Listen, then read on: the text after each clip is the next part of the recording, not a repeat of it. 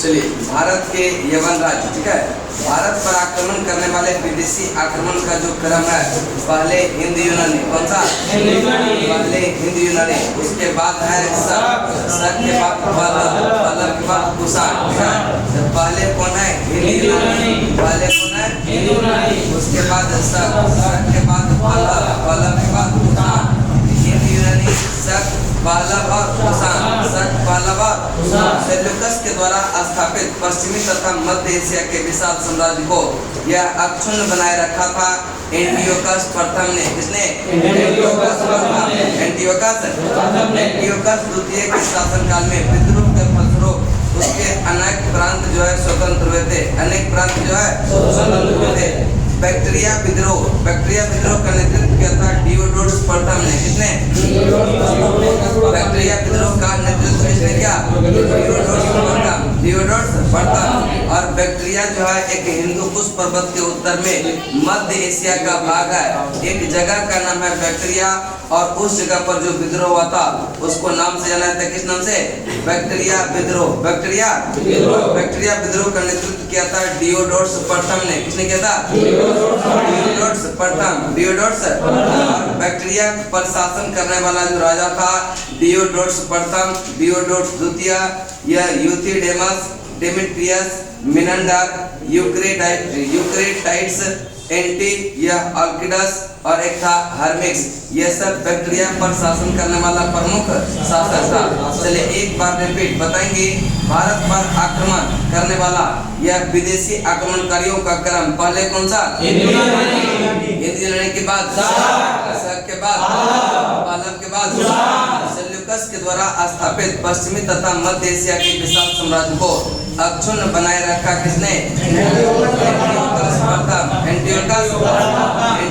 प्रथम। बैक्टीरिया विद्रोह का नेतृत्व जो किया वह किसने किया? डियोडोरस प्रथम। बैक्टीरिया विद्रोह का नेतृत्व किसने किया? भारत पर सबसे पहले आक्रमण किस बैक्टीरिया शासक ने किया? डेमेट्रियस ने। किसने किया? भारत पर सबसे पहले आक्रमण जो किया यह किस बैक्टीरिया शासक ने किया? डेमेट्रियस। किसने?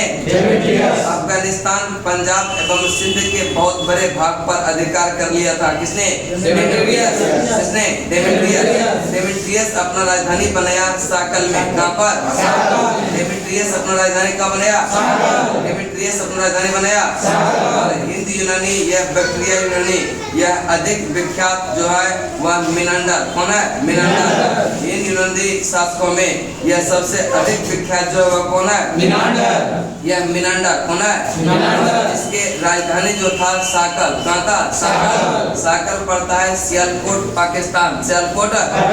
और शिक्षा का उस समय प्रमुख केंद्र जो था वह भी साकल था। कौन सा? साकल। शिक्षा का प्रमुख केंद्र साकल। शिक्षा का प्रमुख केंद्र साकल। मिनांडर ने बौद्ध धर्म की दीक्षा लिया था नागसेन से। किससे लिया था? मिनांडर ने बौद्ध धर्म की दीक्षा किससे लिया था? नागसेन से। किससे? मिनांडर के प्रश्न एवं नागसेन द्वारा दिए गए उत्तर एक पुस्तक के रूप में संग्रहित है जिसका नाम है मिलिंद पढ़ो। क्या नाम है? मिलिंद पढ़ो, अर्थात मिलिंद प्रश्न। मिलिंद भारत में सबसे बड़े सोने के सिक्के, यह सबसे पहले जो है सोने के सिक्के जारी किया हिंद यूनानी शासकों ने। किसने किया? हिंद यूनानी शासकों ने। भारत में सबसे पहले यह सोने के सिक्के जारी किसने किए? हिंद यूनानी शासकों ने। हिंद यूनानी शासकों ने भारत के पश्चिमोत्तर सीमा प्रांत में यूनान की प्राचीन कला चलाई जिसे कहते हैं हेलेनिस्टिक आर्ट। क्या कहते हैं?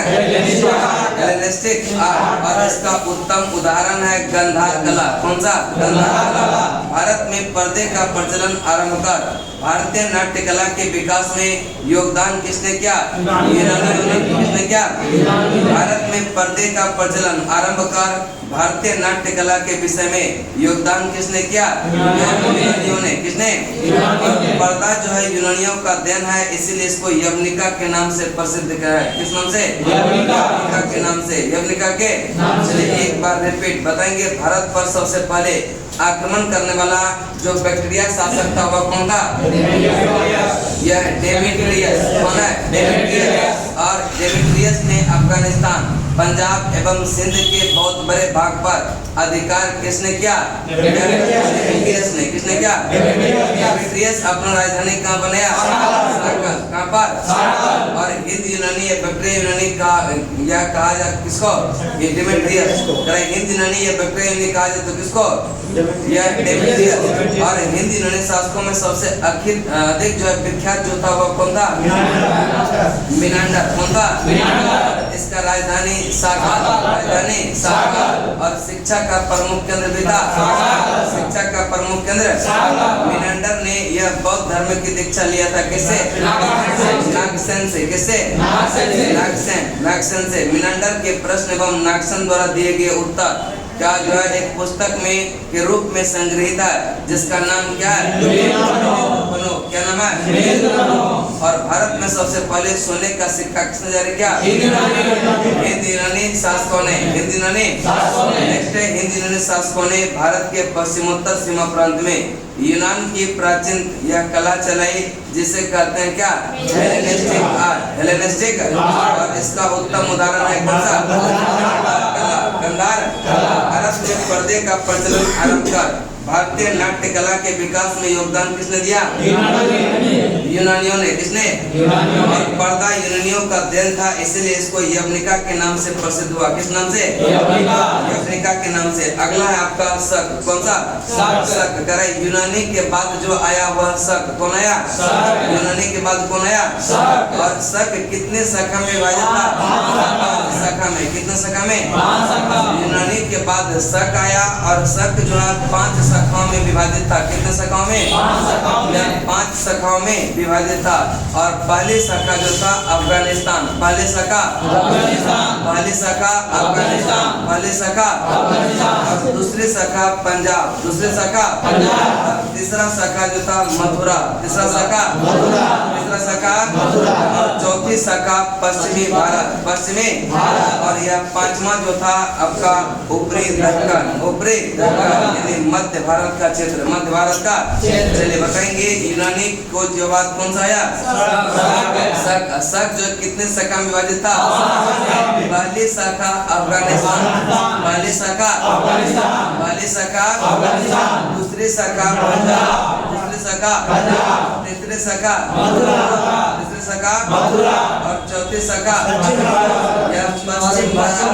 चौथी शाखा चौथी शाखा और 5वीं शाखा ऊपरी दक्कन। 5वीं शाखा। प्रथम शक राजा जो था वह कौन था? मोहू। कौन था? प्रथम शक राजा। प्रथम शक राजा। नेक्स्ट है कि शक मूलतः कहाँ के निवासी थे? मध्य एशिया के। और यह चारागाह के खोज में भटकते हुए कहाँ पहुँच गया था? भारत। ठीक है। यह शक मूलतः कहाँ के निवासी थे? मध्य एशिया के। और यह चारागाह की खोज में भारत आया था। उज्जैन के एक स्थानीय राजा ने कब शकों को पराजित करके बाहर खदेड़ दिया? 58। और जब खदेड़ दिया तब जो अच्छा काम किया तो उसने विक्रमादित्य की उपाधि धारण किया। किसका? और शकों पर विजय के उपलक्ष्य में कब जो है विक्रम संवत प्रारंभ हुआ? यह 58 ऐसा। यह शक पर विजय के उपलक्ष्य में विक्रम संवत जो प्रारंभ हुआ वह कब हुआ? 58। और इसी समय से विक्रमादित्य एक लोकप्रिय उपाधि बन गया। ठीक है। इसी समय से क्या हो गया? विक्रमादित्य एक लोकप्रिय उपाधि बन गया। गुप्त सम्राट चंद्रगुप्त द्वितीय सबसे विख्यात जो है विक्रमादित्य हुआ। सबसे विख्यात विक्रमादित्य कौन था? चंद्रगुप्त द्वितीय। चंद्रगुप्त। और अब तक जो है कुल कितने विक्रमादित्य हुए? 14। कितना? 14। शकों का कौन सा शाखा काफी लंबे अरसे तक शासन किया था? यह पश्चिमी भारत। इसको कहते हैं कौन सा? चौथी शाखा। कौन सा? चौथी शाखा। पश्चिमी भारत चौथी शाखा। पश्चिमी भारत। गुजरात में चल रहे समुद्र व्यापारियों के कौन सा शाखा काफी लाभान्वित हुई और भारी संख्या में चांदी के सिक्के जारी किया? यह भी था चौथी शाखा यानी पश्चिमी भारत। चौथी शाखा यानी पश्चिमी भारत। चलिए यूनानी के बाद कौन आया? शक। यूनानी के बाद कौन आया? और शक कितने शाखा में विभाजित था? 5 शाखाओं में। कितने शाखाओं में? पहली शाखा पहली शाखा दूसरी शाखा, तीसरी शाखा, चौथी शाखा, पांचवी शाखा, खोपड़ी। प्रथम शक राजा कौन था? प्रथम शक राजा। और शक मूलतः कहाँ के निवासी थे? मध्य एशिया के। कहाँ के? और यह चारागाह की खोज में भारत आया था। किसके खोज में? उज्जैन के स्थानीय शासक ने, यह राजा स्थानीय राजा ने जो है शकों को पराजित कर बाहर खदेड़ दिया था। कब? 58 ईसा पूर्व। 58 उसने जो है विक्रमादित्य की उपाधि धारण किया। विक्रमादित्य की उपाधि धारण किया। शकों पर विजय के उपलक्ष्य में कब विक्रम संवत प्रारंभ हुआ? 58 ईसा पूर्व। 58 गुप्त सम्राट यह चंद्रगुप्त द्वितीय सबसे यह विख्यात विक्रमादित्य थे। कौन? चंद्रगुप्त द्वितीय। चंद्रगुप्त। और अब तक जो है कुल कितने विक्रमादित्य हुए? 14। कितना? 14। शकों का कौन सा शाखा काफी लंबे अरसे तक शासन किया? पश्चिमी शाखा यानी चौथी शाखा। गुजरात में चल रहे समुद्र व्यापार से जो है कौन सा शाखा काफी लाभान्वित हुई और भारी संख्या में चांदी के सिक्के जारी किया? शकों का सबसे प्रतापी शासक जो हुआ वह रुद्रदामन प्रथम। काठियावाड़ के अर्ध शुष्क सुदर्शन झील का यह जीर्णोद्धार करवाया था रुद्रदामन प्रथम ने। मरम्मत, जीर्णोद्धार का मतलब क्या? करवाया किसने? रुद्रदामन। सुदर्शन झील का जो निर्माण करवाया था वह पुष्यगुप्त ने। किसने? ने, जो कि चंद्रगुप्त मौर्य का प्रांतीय शासक था। चंद्रगुप्त मौर्य का। और रुद्रमा देवी, रुद्रदामन प्रेमी था किसका? संस्कृत का। किसका? संस्कृत का। रुद्रदामन जो प्रेमी था वह किसका? संस्कृत का। सबसे पहले विशुद्ध संस्कृत भाषा में लंबा अभिलेख किसने जारी किया? यह रुद्रदामन ने। किसने किया? रुद्रदामन। और इसके पहले सभी अभिलेख जो थे वह प्राकृत भाषा में, किस भाषा में थे? भारत में अपने वो जो है छत्रप कहते थे शक राजा। कौन कहते थे? शक राजा। कौन कहते थे? उसके बाद है पार्थेय या पार्थेय। पश्चिमोत्तर भारत में शकों के बाद जो आया वह पार्थेय आया। कौन आया? पल्लव का मूल निवास स्थान था ईरान। कहाँ था? ईरान। पल्लव का मूल निवास स्थान ईरान। भारत में सबसे प्रसिद्ध यह पार्थेय राजा जो था गोंडोफोनिस। सेंट थॉमस ईसाई धर्म का प्रचार करने आया। यह किसके काल में? गोंडोफोनिस।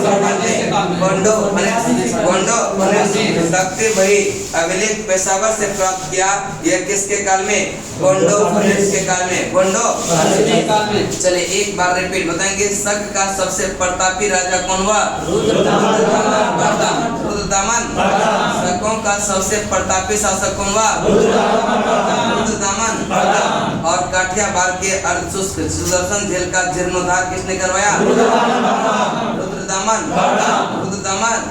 सुदर्शन झील का निर्माण किसने करवाया? पुष्यगुप्त ने। किसने? रुद्रदामन प्रेमी था किसका? संस्कृत का। रुद्रदामन प्रेमी था संस्कृत का। सबसे पहले विशुद्ध संस्कृत भाषा में लंबा अभिलेख किसने जारी किया? यह रुद्रदामन ने। किसने क्या? और इसके जो है पहले सभी अभिलेख किस भाषा में? भाषा में। किस भाषा में? भारत में जो है आने को यह अपने को छत्रप कौन कहता था? शक राजा। कौन कहता था? पश्चिमोत्तर भारत के शकों के बाद कौन आया? कौन आया? और पल्लव का मूल निवास स्थान था ईरान। ईरान। और भारत में सबसे प्रसिद्ध पार्थेय शासक जो था और सेंट थॉमस ईसाई धर्म का प्रचार करने आया था। यह किसके काल में? गोंडोफोनिस के काल में। गोंडोफोनिस के तख्ते वही अभिलेख यह पेशावर से प्राप्त किया। यह किसके काल में? गोंडोफोनिस के काल में। गोंडोफोनिस के। चलिए उसके बाद है कुषाण। कौन है? कुषाण। पल्लव के बाद आया कुषाण। पल्लव के बाद कौन आया? कुषाणों को युची एवं तोकड़ी कहते हैं। युची एवं तोकड़ी। युची नामक इनका एक कबीला कितने कुलों में बटा था? 5 कुलों में। कितने कुलों में? 5 कुलों में। और यही 5 कुल में से एक था कुषाण। एक था कुषाण। और कुषाण वंश का संस्थापक है गुजुलकर्टिसेस। कौन है? गुजुलकर्टिसेस। कुषाण वंश का संस्थापक कौन है? कुषाण वंश का संस्थापक कुजुल कट विशेष। नेक्स्ट है कुषाण वंश का सबसे प्रतापी राजा जो था वह कनिष्क था। कौन था? कनिष्क। कुषाण वंश का सबसे प्रतापी राजा कौन था? कनिष्क की राजधानी पुरुषपुर या पेशावर। पुरुषपुर या कनिष्क की राजधानी पुरुषपुर या कुषाणों की द्वितीय राजधानी मथुरा। कुषाणों की द्वितीय राजधानी मथुरा। भारत में कुषाण वंश का स्थापना जो है यह कुजुल कट विशेष को किसको? और इसने तांबे के सिक्के जारी किया। किसने? कुजुल कट विशेष। भारी मात्रा में स्वर्ण सिक्के जारी किया भीम कट विशेष। किसने? भीम कट विशेष। भारी मात्रा में सोने के सिक्के जारी किसने किया? भीम कट विशेष। जारी किए गए सिक्कों पर शिव, नंदी और त्रिशूल की आकृति बनी है। किसके? यह भीम कट विशेष के सिक्के पर यह शिव, नंदी और त्रिशूल की आकृति बनी है। किसका किसका? शिव, नंदी और त्रिशूल। शिव, नंदी, त्रिशूल की आकृति बनी है। शक संवत जो जारी किया यह चलाया किसने? कनिष्क ने। यह कब चलाया? 78 ईस्वी। 78 ईस्वी। शक संवत यह कब चलाया गया? 78 ईस्वी। 78 ईस्वी। नेक्स्ट बौद्ध धर्म का चौथा बौद्ध संगति जो हुआ यह किसके काल में हुआ? कनिष्क के काल में अध्यक्षता किया था वसुमित्र ने। किसने क्या? वसुमित्र। और बौद्ध धर्म के महायान संप्रदाय के अनुयायी थे कौन? बौद्ध धर्म के महायान संप्रदाय के अनुयायी थे कौन? चलिए एक बार रिपीट बताएंगे। पल्लव के बाद कौन आया? कुषाण को कहते हैं युची एवं टोकरी। युची एवं कुषाण को कहते हैं। और युची नामक एक कबीला कितने कुल में बटा था? और यही 5 कुल में से एक था कुषाण। यह 5 में था एक। कुषाण वंश का संस्थापक किसको? कुजुल कट विशेष। और कुषाण वंश का सबसे प्रतापी राजा कौन था? कनिष्क। कौन था? और कनिष्क की राजधानी पुरुषपुर या पेशावर। कुषाणों की द्वितीय राजधानी भारत में कुषाण वंश का संस्थापक था कौन? यह कुजुल कट विशेष। और इसने तांबे के सिक्के जारी किया था। किसने? कुजुल कट विशेष। भारी मात्रा में स्वर्ण सिक्के चलाया था भीम कट विशेष। और भीम कट विशेष के सिक्के पर शिव, नदी एवं त्रिशूल की जो है आकृति बनी है। किसके सिक्के पर? भीम कट विशेष। शक संवत किसने चलाया? शक संवत किसने? और शक संवत कब चलाया? 78 ईस्वी। और यह बौद्ध धर्म का चौथा बौद्ध संगति जो हुआ था यह किसके काल में हुआ था? कनिष्क के काल में। और इसके अध्यक्ष कौन थे? वसुमित्र। बौद्ध धर्म के महायान संप्रदाय के अनुयायी थे कौन? नेक्स्ट है कनिष्क के 2 राजधानी था पुरुषपुर और पुरुषपुर और किस चीनी जनरल ने कनिष्क को हराया था? पेन चौवा या पान चाओ कहते हैं इसको। ठीक है, पेन चौवा या पान चाओ। सोने के सर्वाधिक शुद्ध सोने के सिक्के जो जारी किया था यह कुषाणों ने। किसने किया था? कुषाणों ने। सर्वप्रथम सोने के सिक्के यह हिंद यवन शासकों ने। किसने? हिंद यवन शासकों ने। सोने के सर्वाधिक शुद्ध सिक्के जो है किसने जारी किया? कुषाणों ने। किसने? कुषाणों ने। और सर्वप्रथम सोने के सिक्के जो जारी किया हिंद यवन शासकों ने। हिंद यवन शासकों ने। नेक्स्ट है उत्तरी तथा उत्तर पश्चिम भारत में सर्वाधिक संख्या में तांबे के सिक्के जो किसने जारी किया? कुषाणों ने। यह कुषाणों ने। किसने किया? और कनिष्क का राजवैद्य आयुर्वेद विख्यात विद्वान जो था वह कौन था? चरक था। कौन था? चरक। कनिष्क का राजवैद्य आयुर्वेद विख्यात विद्वान यह कौन था? चरक था। कौन था? चरक संहिता की रचना किया था चरक ने। चरक संहिता की रचना चरक संहिता की रचना महाविभाग सूत्र की रचना किया वसुमित्र ने। किसने किया? महाविभाग सूत्र की रचना महाविभाग सूत्र की रचना। बौद्ध धर्म का विश्वकोश किसको कहा जाता है? महाविभाग को। किसको? महाविभाग। धर्म का विश्वकोश किसको कहा गया? महाविभाग। बौद्ध का जो है रामायण यह बुद्ध चरित्र की रचना यह किसने? अश्वघोष। बौद्धों का रामायण बुद्ध चरित्र की रचना किसने किया? यह अश्वघोष। किसने? सौंदरानंदन एवं सारिपुत्र की भी रचना किया था अश्वघोष ने। किसने क्या? बौद्ध का रामायण बुद्ध चरित्र नेतृत्व का रचना किसने? अश्वघोष। और सौंदरा नंदन एवं जो है यह सारे पुत्र की रचना किसने किया? अश्वघोष। यह अश्वघोष किसने? अश्वघोष। करेक्ट। कनिष्क के दरबार की विभूति जो था यह वसुमित्र, पार्श, नागार्जुन, महाचेत और संघरक्ष। महाचेत और संघरक्ष। भारत का आइंस्टीन कहते हैं किसको? नागार्जुन। भारत का आइंस्टीन भारत का आइंस्टीन और नागार्जुन ने सापेक्षता का सिद्धांत किस पुस्तक में दिया? माध्यमिक। करेक्ट। नागार्जुन ने सापेक्षता का सिद्धांत किस पुस्तक में दिया? माध्यमिक सूत्र। कनिष्क की मृत्यु हुआ 102 ईस्वी में। कब हुआ? 102 ईस्वी में। कनिष्क का मृत्यु कब हुआ? 102 ईस्वी में। कुषाण वंश का अंतिम शासक है वासुदेव। कौन है? वासुदेव। कुषाण वंश का अंतिम शासक कौन है? वासुदेव। और कुषाण राजा क्या कहलाते हैं? कुषाण राजा क्या कहलाते हैं? और यह उपाधि कुषाणों ने जो है यह किससे लिया था? किससे लिया था? कनिष्क की दो राजधानी पुरुषपुर और मथुरा। पुरुषपुर और मथुरा। किस चीनी जनरल ने कनिष्क को हराया? पेन चौवा। सोने के सर्वाधिक शुद्ध सिक्के किसने जारी किया? कुषाणों ने। और सर्वप्रथम सोने के सिक्के किसने दिए? हिंदी जबान। उत्तरी तथा उत्तर पश्चिम भारत में सर्वाधिक संख्या में तांबे के सिक्के ये किसने जारी किया? कुषाणों ने। किसने? कनिष्क का राज्य वैद्य आयुर्वेद विख्यात विद्वान यह कौन था? चरक संहिता की रचना किसने? चरक ने। किसने? महाविभाग सूत्र की रचना किसने? महाविभाग सूत्र की रचना। और बौद्ध धर्म का विश्व कोश किसको कहा गया? महाविभाग। और बौद्ध का रामायण बुद्ध चरित्र की रचना किसने? अश्वघोष। किसने? सौंदरानंद का जो रचना किसने? और सारे पुत्र की रचना।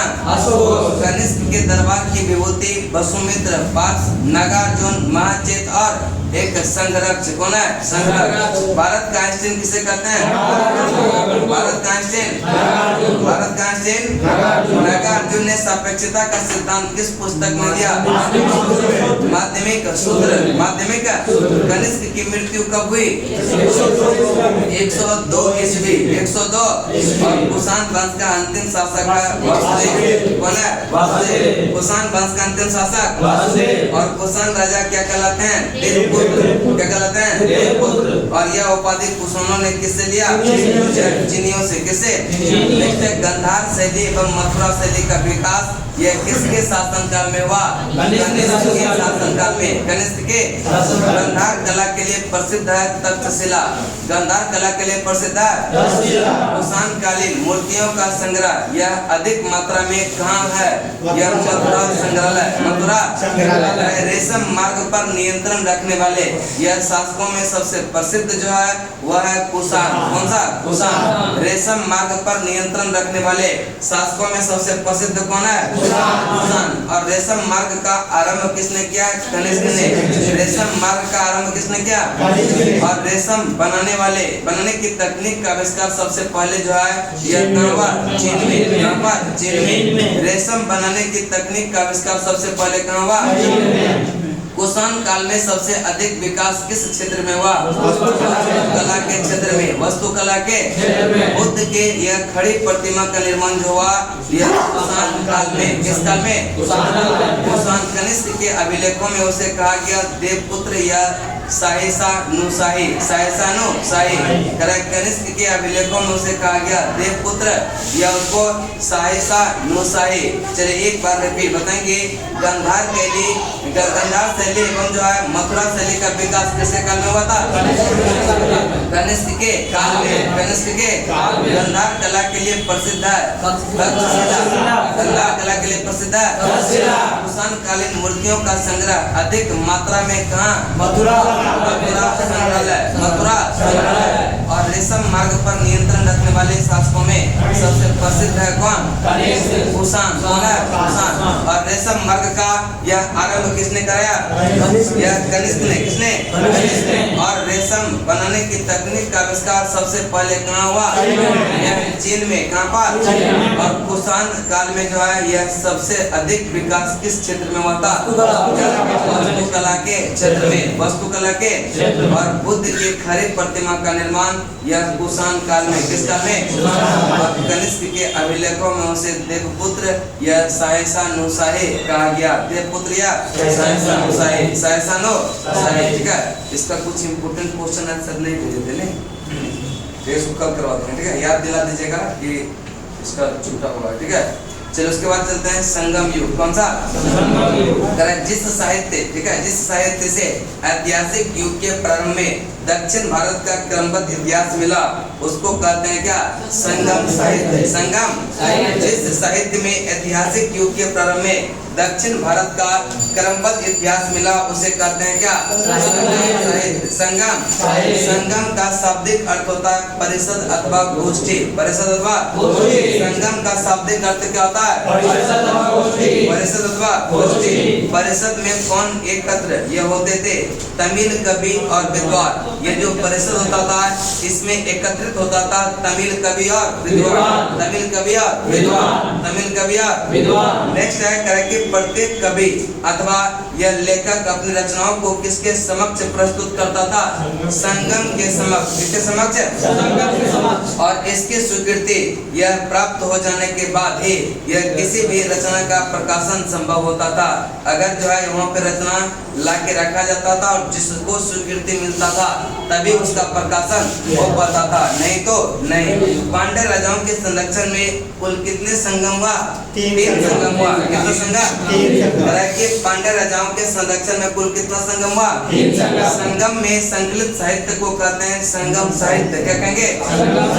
संगम में, ठीक है, संगम में संकलित साहित्य को क्या कहते हैं? संगम साहित्य। संगम और संगम साहित्य का विभाजन 3 भागों में पत्तुत्पातो, इत्तुक्तोके और पादिनेन किलकनको। पादिनेन किलकनको। संगम साहित्य का विभाजन कितने भागों में? 3 भागों में। पहला कौन सा? पत्तुत्पातो। पहला कौन सा? पत्तुत्पातो। दूसरा कौन सा? इत्तुक्तोके। और तीसरा कौन सा? पादिनेन किलकनको। पादिनेन किलकनको। पादिनेन किलकनको, ठीक है, पादिनेन। नेक्स्ट तमिल साहित्य एक आधारभूत ग्रंथ बताया। यह तमिल साहित्य का जो है एक आधारभूत ग्रंथ बताया किसको? तिरुवल्लुर कीर्तिपुराण को। तिरुवल्लुर कीर्तिपुराण। और इस विषय पर यह वर्ग है आचार्य शास्त्र, राजनीति, आर्थिक जीवन एवं प्रलय से संबंधित, ठीक है। इसका विषय जो है यह आचार शास्त्र, राजनीति, आर्थिक जीवन एवं प्रलय से संबंधित है। उसके बाद है प्रथम संगम जो हुआ यह मथुरा में। कहाँ हुआ? मथुरा में। प्रथम संगम कहाँ हुआ? मथुरा में। प्रथम संगम कहाँ हुआ? मथुरा में। इसका अध्यक्षता किया किसने? अगस्त्य। प्रथम का अध्यक्षता किसने किया? अगस्त्य। और दूसरा संगम जो हुआ कपाटपुरम में। कहाँ हुआ? प्रथम संगम कहाँ हुआ? मथुरा। कहाँ पर? मथुरा। और दूसरा संगम कपाटपुरम और तीसरा हुआ मथुरा। यानी कि पहला और तीसरा का आयोजन यह हुआ मथुरा। कहाँ पर? मथुरा। और दूसरा का कहाँ? कपाटपुरम। दूसरा का कपाटपुरम। पहला और दूसरा का अध्यक्षता किया था अगस्त्य। पहला और दूसरा का अध्यक्षता अगस्त्य। और तीसरा का किया किसने? नकीरर ने। किसने? नकीरर। चलिए एक बार रिपीट बताएंगे। जिस साहित्य में ऐतिहासिक युग के प्रारंभ में दक्षिण भारत का क्रमबद्ध इतिहास मिला उसे कहते हैं क्या? संगम साहित्य। संगम। संगम का शाब्दिक अर्थ होता है परिषद अथवा गोष्ठी। परिषद अथवा गोष्ठी। और परिषद में कौन एकत्र होता था? तमिल कवि और विद्वान। तमिल कवि और विद्वान। तमिल कवि और विद्वान। परिषद में कौन एकत्र होता था? तमिल कवि और विद्वान। तमिल कवि एवं विद्वान। प्रत्येक कवि यह अथवा लेखक जो है अपनी रचनाओं को यह किसके समक्ष प्रस्तुत करता था? यह संगम के समक्ष यह अपना रचना को प्रस्तुत करता था। और संगम के स्वीकृति के बाद ही उसका क्या होता था? प्रकाशन संभव हो पाता था। पांड्य राजाओं के संरक्षण में कुल कितना संगम हुआ? 3 संगम। कितना संगम? 3 संगम। संगम में जो है संगीत साहित्य को कहते हैं क्या? संगम साहित्य। संगम साहित्य। संगम साहित्य। संगम साहित्य का विभाजन 3 भागों में। कितने भागों में? 3 भागों में। पहला है यह पत्तुत्पातो। पहला कौन सा? पत्तुत्पातो। पत्तुत। और दूसरा कौन सा? एकतुक हो गए। एकतुक हो गए। और और तीसरा कौन सा?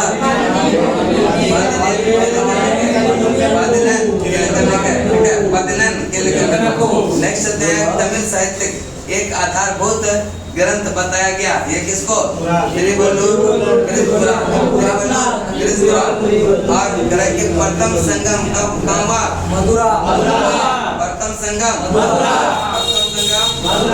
और दूसरा संगम, तीसरा संगम, प्रथम संगम। यह चॉइस का देखते हैं दूसरा का, तीसरा का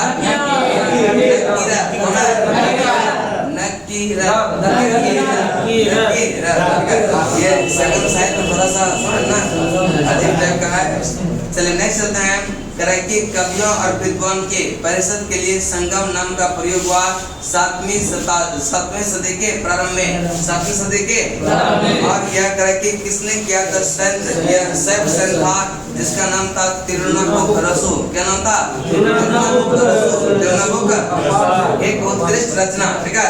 यह एक उत्कृष्ट रचना है जो तमिल जनता में राष्ट्रीय काव्य के रूप में मानी जाती है। यह शिल्पाधिकरण, शिल्पाधिकरण एक उत्कृष्ट रचना जो तमिल जनता में राष्ट्रीय काव्य के रूप में मानी जाती है, वह है शिल्पाधिकरण। कावेरी पत्तनम के कोवलम और उसकी पत्नी जो है कन्नगी एवं नर्तकी माधवी की प्रेम कहानी मिलती है शिल्पाधिकरण में। किसमें मिलता है? कावेरी पत्तनम के कोवलन और उसकी पत्नी कन्नगी एवं यह नर्तकी माधवी की प्रेम कहानी किसमें मिलता है? शिल्पाधिकरण। मणिमेखले की रचना किया था शीतले सत्यनारायण। किसने? शीतले सत्यनारायण। मणिमेखले की रचना किसने? शीतले सत्यनारायण। और इसमें जो है किसका प्रभाव था? जैन का। किसका था? मणिमेखले में 30 सर्गों के अतिरिक्त एक प्रस्तावना भी था। मणिमेखले में 30 सर्गों के अतिरिक्त एक प्रस्तावना भी था। चलिए एक बार रिपीट बताएंगे। कवियों और विद्वान की परिषद के लिए संगम नाम का प्रयोग जो हुआ था वह कब हुआ था? 7वीं सदी के प्रारंभ में। 7वीं सदी के और किसने किया था? शैव संघ तिरुनावुकरसु। शैव संघ तिरुनावुकरसु। बोल नहीं रहे आप लोग? ठीक है, हम भी खाली बोल रहे हैं। ठीक है, बोलने का प्रयास कीजिए।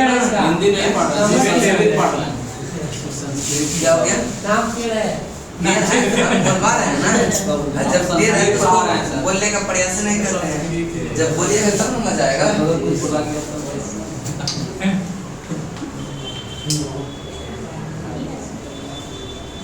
जो टेप रहता है उसको सीधा करने की कोशिश करेगा तब ना होगा। चल नेक्स्ट चलते हैं। करेक्ट एक उत्कृष्ट रचना जो तमिल जनता में राष्ट्रीय काव्य के रूप में मानी जाती है वो कौन सा? शिल्पाधिकरण। और शिल्पाधिकरण में सर्ग कितना है? 30। कावेरी पत्तनम के कोवलन और उसकी पत्नी कन्नगी एवं नर्तकी माधवी की प्रेम कहानी इसमें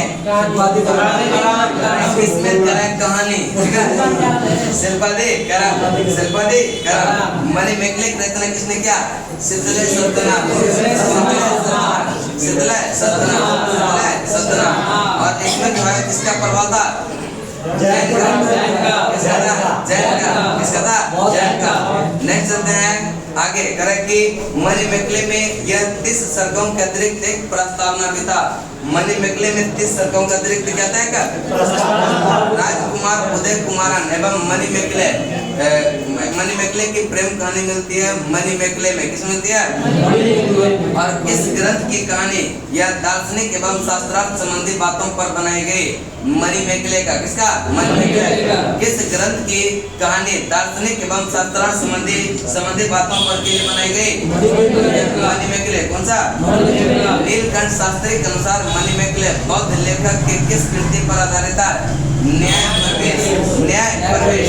नीलकंठ शास्त्री के अनुसार मणिमेखले बौद्ध लेखक के किस कृति पर आधारित है? न्याय प्रवेश। शिवक चिंतामणि की रचना किया था तिरुक्तक देव ने। किसने किया था? तिरुक्तक देव। ऐसा लिखा है। सिर्फ तिरुपतक देव बोलिए ना, तिरुपतक देव, किसने क्या था? तिरुपतक देव। तिरुपतक यह पहले चोल राजा थे, बाद में क्या हो गया था? जैन भिक्षु। तोल्काप्पियम यह तमिल व्याकरण था। तोल्काप्पियम क्या था? तमिल व्याकरण। और इसका रचना क्या था? तोल्काप्पियर ने। किसने क्या था? तोल्काप्पियर। और यह बल्लुरबार की रचना क्या था? तिरुकुरल ने। किसने क्या? तिरुवल्लुवर की रचना किसने क्या? तिरुकुरल। यह आधारित है नैतिक एवं दार्शनिक राम कथा के सबसे प्रसिद्ध यह तमिल संस्करण जो है यह इरामावतारम। कौन सा है? इरामावतारम। कौन सा? इरामावतारम। और तरह की संगम साहित्य के काव्य दो श्रेणी में बंटा था, अकम और पुरम। तरह की अकम काव्य का मूल विषय जो था वह प्रेम प्रसंग। कौन सा था? प्रेम प्रसंग। अकम काव्यों का मूल विषय क्या था? और पुरम काव्यों का मूल विषय था युद्ध। क्या था? युद्ध। संगम साहित्य में हमें जो है तमिल प्रदेश कितने राज्यों में बंटा था? चोल, चेर, पांड्य। एक बार रिपीट बताएंगे।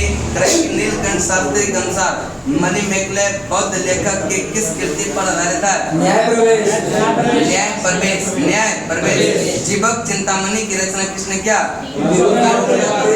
तिरुपतक देव। और तिरुपतक यह पहले चोल राजकुमार था, बाद में क्या हो गया? जैन भिक्षु। तोल्काप्पियम यह क्या है? तमिल व्याकरण। और इसकी रचना किसने किया? तोल्काप्पियर। किसने क्या? तोल्काप्पियर। तिरुवल्लुवर की रचना तिरुकुरल ने। किसने क्या?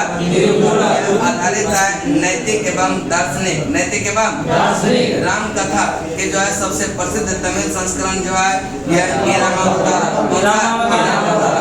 संगम साहित्य को यह काव्य के दो श्रेणी में बांटा। कौन सा?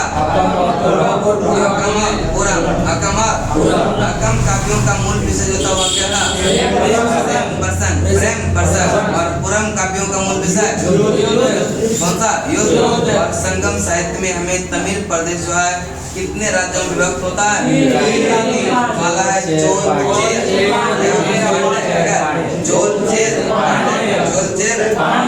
नेक्स्ट है पहला है आपका यह चोल का जो राज्य चिन्ह था वह था बाघ। क्या था?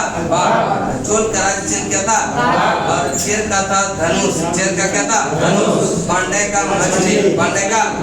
नेक्स्ट है संगम युग में युगिन सर्वाधिक शक्तिशाली राज्य जो था वह चोलों का। किसका था?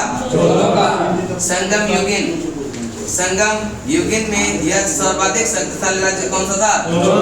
चोलों का। किसका था? चोलों का राज्य विस्तार जो था वह किस नदी के बीच? यह पेन्नार तथा दक्षिणी बेल्लारो।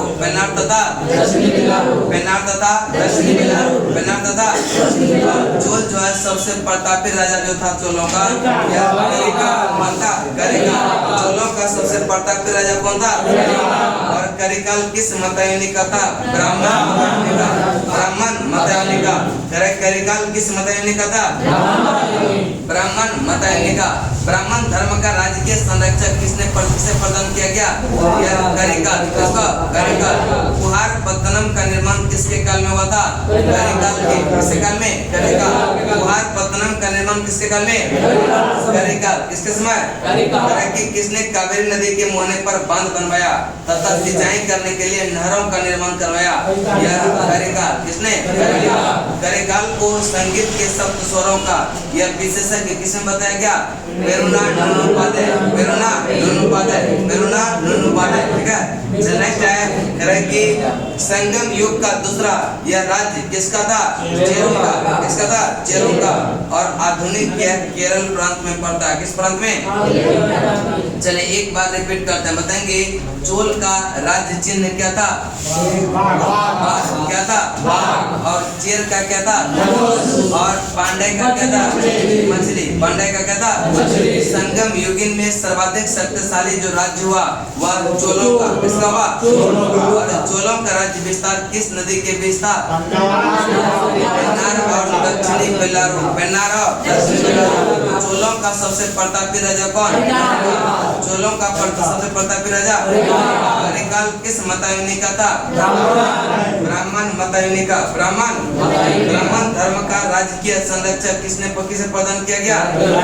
कार्यकाल। कुहार पत्तनम का निर्माण यह किसके काल में हुआ? कार्यकाल। किसने कावेरी नदी के मुहाने पर बांध बनवाया? सिंचाई करने के लिए नहरों का निर्माण करवाया? कार्यकाल। किसने? कार्यकाल। कार्यकाल को यह संगीत के सब स्वरों का विशेषज्ञ किसमें बताया गया?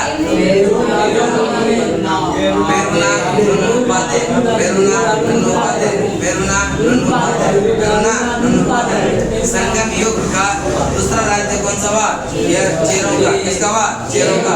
चलिए नेक्स्ट चलते हैं। करें कि यह प्रणय विवाह की मान्यता दिया गया पंचदिनय इसे कहते हैं क्या? पंचदिनय। क्या कहेंगे? पंचदिनय। एक पक्षीय प्रणय को कहते हैं किल करने का। क्या कहेंगे? किल करने का। अनुचित प्रणय को कहते हैं पेरुंदिनय। क्या कहते हैं? पेरुंदिनय। अनुचित प्रणय को क्या कहते हैं? यह पेरुंदिनय। संगम काल में मुख्य खाद्यान्न जो था वह चावल। क्या था? चावल। संगम काल में मुख्य खाद्यान्न था चावल। क्या था? चावल। और चावल में दूध मिलाकर सांभर नमक खाद्यान्न तैयार किया था। नहीं मिल रहा ना? नहीं मिल रहा है? मिलेगा, आगे में है ये। ठीक है, पहले याद कर लीजिए। ठीक है, चलो नेक्स्ट है प्रणय विवाह की मान्यता यह दिया गया जिसे कहते हैं क्या? पंचदिनय। क्या कहते हैं? पंचदिनय। बस बोलने का प्रयास कीजिए। ठीक है, देखने का नहीं। यहाँ पे यही होना चाहिए। लुसेंट को देखने का कम प्रयास कीजिए, बोलने का ज्यादा। वो ज्यादा फायदा करेगा। बस ना पता है वहाँ भी देख रहे हैं। देखने के लिए तो फाउंडेशन बैठा है, इसमें बोलने के लिए सिर्फ समझ ना। उससे भी प्रश्न आता है। हाँ, बहुत क्वेश्चन आता है। कैसे कर जहाँ आपको लग रहा है कि मतलब बहुत उल्टा चीज है, टेढ़ा चीज है, वहीं से क्वेश्चन आता है। मतलब ना चलने सकते हैं। अनुचित प्रणय को कहता है पेरुंदिनय। क्या कहता है? पेरुंदिनय। भाग नहीं सकते आप छोड़ के। मतलब ना हमको क्या बोले तो छोड़ देंगे हमको क्या? संगम काल में। ठीक है, संगम काल में मुख्य खाद्यान्न जो था वह चावल। क्या था? चावल। संगम काल में मुख्य खाद्यान्न था। देखिए जितना इधर टॉपिक है ना सबसे क्वेश्चन आता है। इधर अब जितना पढ़ेंगे ना सबसे सब थोड़ा सा टफ लगेगा लेकिन इम्पोर्टेंट। ठीक है, सबसे टफ नहीं। अभी तक का सबसे, इसके बाद जगत में टफ नहीं है, बस थोड़ा कीजिए। ठीक है, ये संगम साहित्य वाला थोड़ा सा है टफ। ठीक है, चले अनुचित प्रणय को कहता है पेरुंदिनय। क्या कहते हैं? पेरुंदिनय। और संगम काल में जो मुख्य खाद्यान्न था वह क्या था? चावल। चावल में दूध मिलाकर क्या बनाया था? सांभर। क्या? सांभर। क्या बनाता था? संगम साहित्य में नर्तक नर्तकियों व गायकों के दल यह धूम कर लोगों का मनोरंजन क्या करते थे? जिसे कहते थे पानर और पिडेलियर। पानर और पिडेलियर। पानर और पिडेलियर। तमिल साहित्य में किस कवियों, ठीक है, किस कवित्रियों ने की चर्चा है? मचलियर तथा ओवैयर। मचलियर तथा ओवैयर। मचलियर तथा ओवैयर। मचलियर तथा ओवैयर। नेक्स्ट है जिससे स्पष्ट होता है कि इस काल की स्त्रियां जो है यह सुशिक्षित थी। सुशिक्षित थी। संगम काल के लोग यह किसको शुभ पक्षी मानते थे? कौवा को। किसको? अभी भी देखिएगा गांव सब में जब कोई आने लगाता है ना तो अगर कौवा बोल रहा हो तो कुछ शुभ समाचार आने वाला है। क्या अब तो विलुप्त होता जा रहा है कौवा। विलुप्त होता जा रहा है लेकिन होता है। चलाए चलते हैं। करें कि संगम काल के लोग जो है किसको शुभ पक्षी मानते थे? कौवे को। किसको? अतिथि के आगमन की सूचना देता था कौन? कौन? कौवा। नाविकों को सही दिशा का भी बोध कराता था कौन? और इसी कारण सागर के मध्य चलने वाला जो जहाज होता था उसके साथ कौवे को ले जाता था। साथ में किसको ले जाता था? नेक्स्ट है संगम काल में यह समाधि के स्थान पर जो अभी समाधि यह देखते हैं कराता है, उस समय जो है समाधि के स्थान पर पत्थर गाड़ने की प्रथा को कहते हैं बिरगल और बिरप्रस्तर। बिरगल या बिरप्रस्तर। संगम काल में समाधि के स्थान पर क्या था? पत्थर गाड़ने की प्रथा। पत्थर गाड़ने की प्रथा जिसको कहते हैं बिरगल या बिरगल या बिरप्रस्तर। नेक्स्ट है प्रायः यह बिरगति प्राप्त सैनिकों के सम्मान में खड़े किए जाते थे। संगम काल में किसानों को क्या कहा गया? बेला। क्या कहा गया? बेला। संगम काल में किसानों को क्या कहा गया? और किसान किसानों के प्रमुख को बेलीर, किसानों के प्रमुख को बेलीर। चलिए एक बार रिपीट बताएंगे। परने विभाग की मान्यता दिया गया जिसे कहते हैं पंचदिनय, क्या कहते हैं? और एक पक्षीय परने को किल करने का, क्या कहते हैं? किल करने का। एक पक्षीय परने को क्या कहेंगे? अनुचित परने को कहते हैं पेरुंदिनय, पेरुंदिनय, क्या कहते हैं? संगम काल में मुख्य खाद्यान्न जो था वह क्या था? और इसमें दूध मिलाकर क्या मिलाते थे? सांभर तैयार किया जाता था, सांभर। और संगम साहित्य में नर्तक नर्तकियां और गायकों के दल जो है यह धूम धूम कर लोगों का मनोरंजन क्या करते थे? इसको कहते थे बानर और भेड़िया, बानरा भेड़िया, बानरा। नेक्स्ट है तमिल साहित्य में किस कवित्रियों की चर्चा है? मछलिया तथा अवैया, मछलिया तथा संगम काल के लोग ये किसको शुभ पक्षी मानते थे? कौवा को। किसको? अतिथि के आने का आगमन की सूचना, नाविकों को सही दिशा का बोध। संगम काल में समाधि के स्थान पर क्या था? पत्थर गाड़ने की प्रथा, पत्थर गाड़ने की प्रथा। इसको कहते हैं बिरगल या बीरप्रस्तर, बिरगल या। और प्राय यह वीरगति प्राप्त सैनिकों के सम्मान में खड़े किए जाते थे। जो वीरगति प्राप्त सैनिक होता था उसी के सम्मान में पत्थर गाड़ने की प्रथा था और उसको कहते हैं बिरगल या बीरप्रस्तर, बिरगल या। संगम काल में किसानों को कहा गया बेल्लार, क्या कहा गया? किसानों के प्रमुख को बेलीर, किसानों के प्रमुख को बेलीर। नेक्स्ट है समाज के निम्न वर्ग की महिलाएं मुख्यतः खेती का कार्य करते थे। इसका पता चलता है संगम साहित्य से। किसे चलता है? कि समाज में निम्न वर्ग की महिलाएं मुख्यतः खेती का कार्य करते थे। यह पता कहाँ से चलता है? साहित्य से, संगम साहित्य। और खेत में काम करने वाली महिला को कहते थे कड़ैसीवर, क्या कहते हैं? खेत में काम करने वाली महिला को क्या कहते हैं? और संगम काल में चोलों की समृद्धि का मुख्य कारण जो है वह क्या है? सुविकसित वस्त्र उद्योग, सुविकसित वस्त्र उद्योग, सुविकसित वस्त्र उद्योग। मोती खोजने का जो प्रमुख बंदरगाह है, पंतन है, वह है कोरकई। कौन सा? मोती खोजने का यह प्रमुख बंदरगाह कौन सा? पांड्य राज्य का प्रमुख बंदरगाह जो है कोरकई और सलीलूर, कोरकई और सलीलूर। ये किसका है? पांड्य राज्य का। किस राज्य का? पांड्य राज्य का। चीन राज्य में प्रमुख बंदरगाह है जिसका नाम है बंदर, क्या नाम है? बंदर। चीन राज्य में प्रमुख यह बंदरगाह कौन सा? बंदर। कौन सा? चोल का प्रमुख बंदरगाह है अरिकमेडु। कौन सा? अरिकमेडु। चोल का प्रमुख बंदरगाह अरिकमेडु।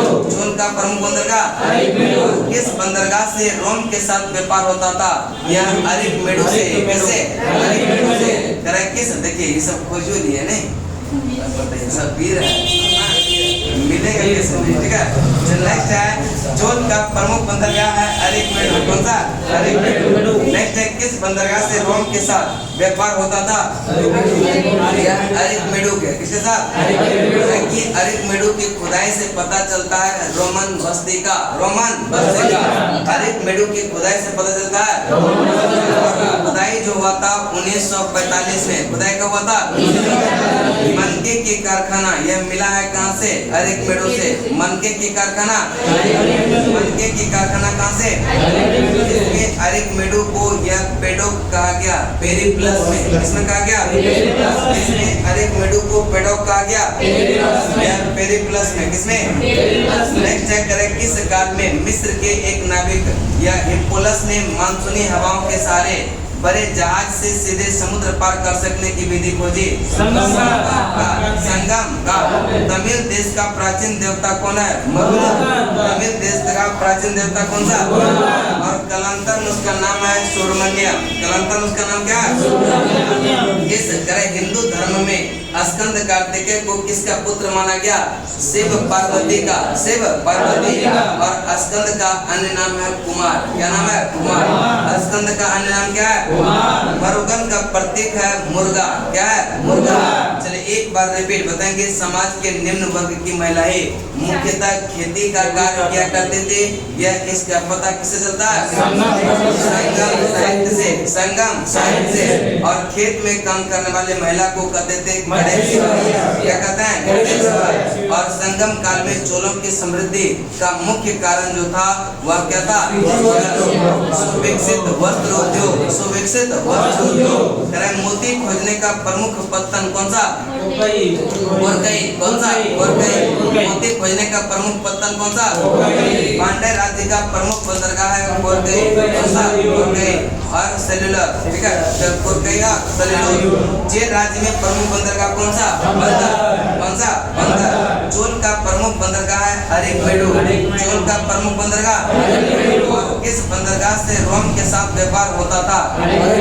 अरेकमेडू के साथ। अरेकमेडू की खुदाई से पता चलता है रोमन बस्ती का। रोमन बस्ती का। रोमन मनकों की कारखाना मिला है कहाँ से? अरेकमेडू से।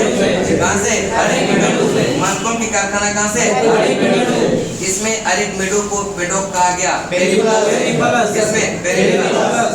किस काल में मिस्र के एक नाविक हिप्पोलस ने मानसूनी हवाओं के सहारे बड़े जहाज से सीधे समुद्र पार कर सकने की विधि खोजी? संगम काल। संगम तमिल देश का प्राचीन देवता कौन सा? और कालांतर में उसका नाम हो गया सौरमन्य। हिंदू धर्म में स्कंद कार्तिकेय को किसका पुत्र माना गया? यह शिव पार्वती का। शिव पार्वती का। स्कंद का अन्य नाम है कुमार। और मरुगन का प्रतीक यह माना जाता है किसको? किस चेर शासक ने अधिराज्य की उपाधि धारण किया?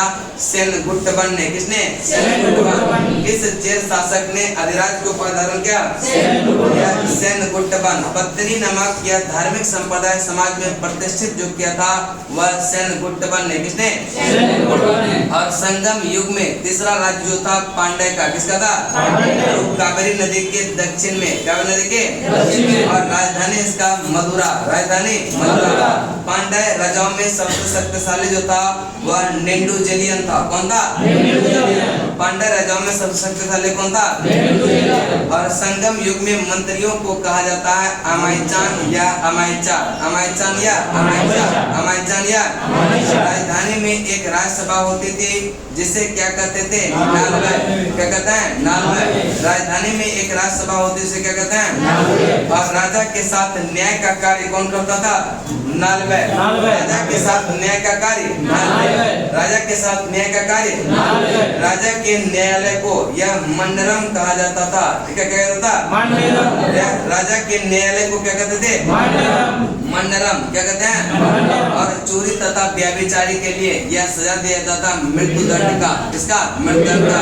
और जो झूठी गवाही देता था उसका जीभ काट लिया जाता था। झूठी गवाही के लिए जीभ काट लिया जाता था। उसके बाद झूठ कभी झूठ क्या कर कुछ भी नहीं बोलेगा। क्या चले नहीं चलते हैं। कह रहे कि भूमि कर यह नगद तथा अनाज दोनों के रूप में अदा किया जाता था। भूमि कर जो है वह नगद तथा अनाज दोनों के रूप में अदा करता था। भूमि कर जो था वह उपज का 1/6 और सीमा शुल्क एवं चुंगी जो वसूला जाता था यह व्यापारियों से। किससे? व्यापारियों से।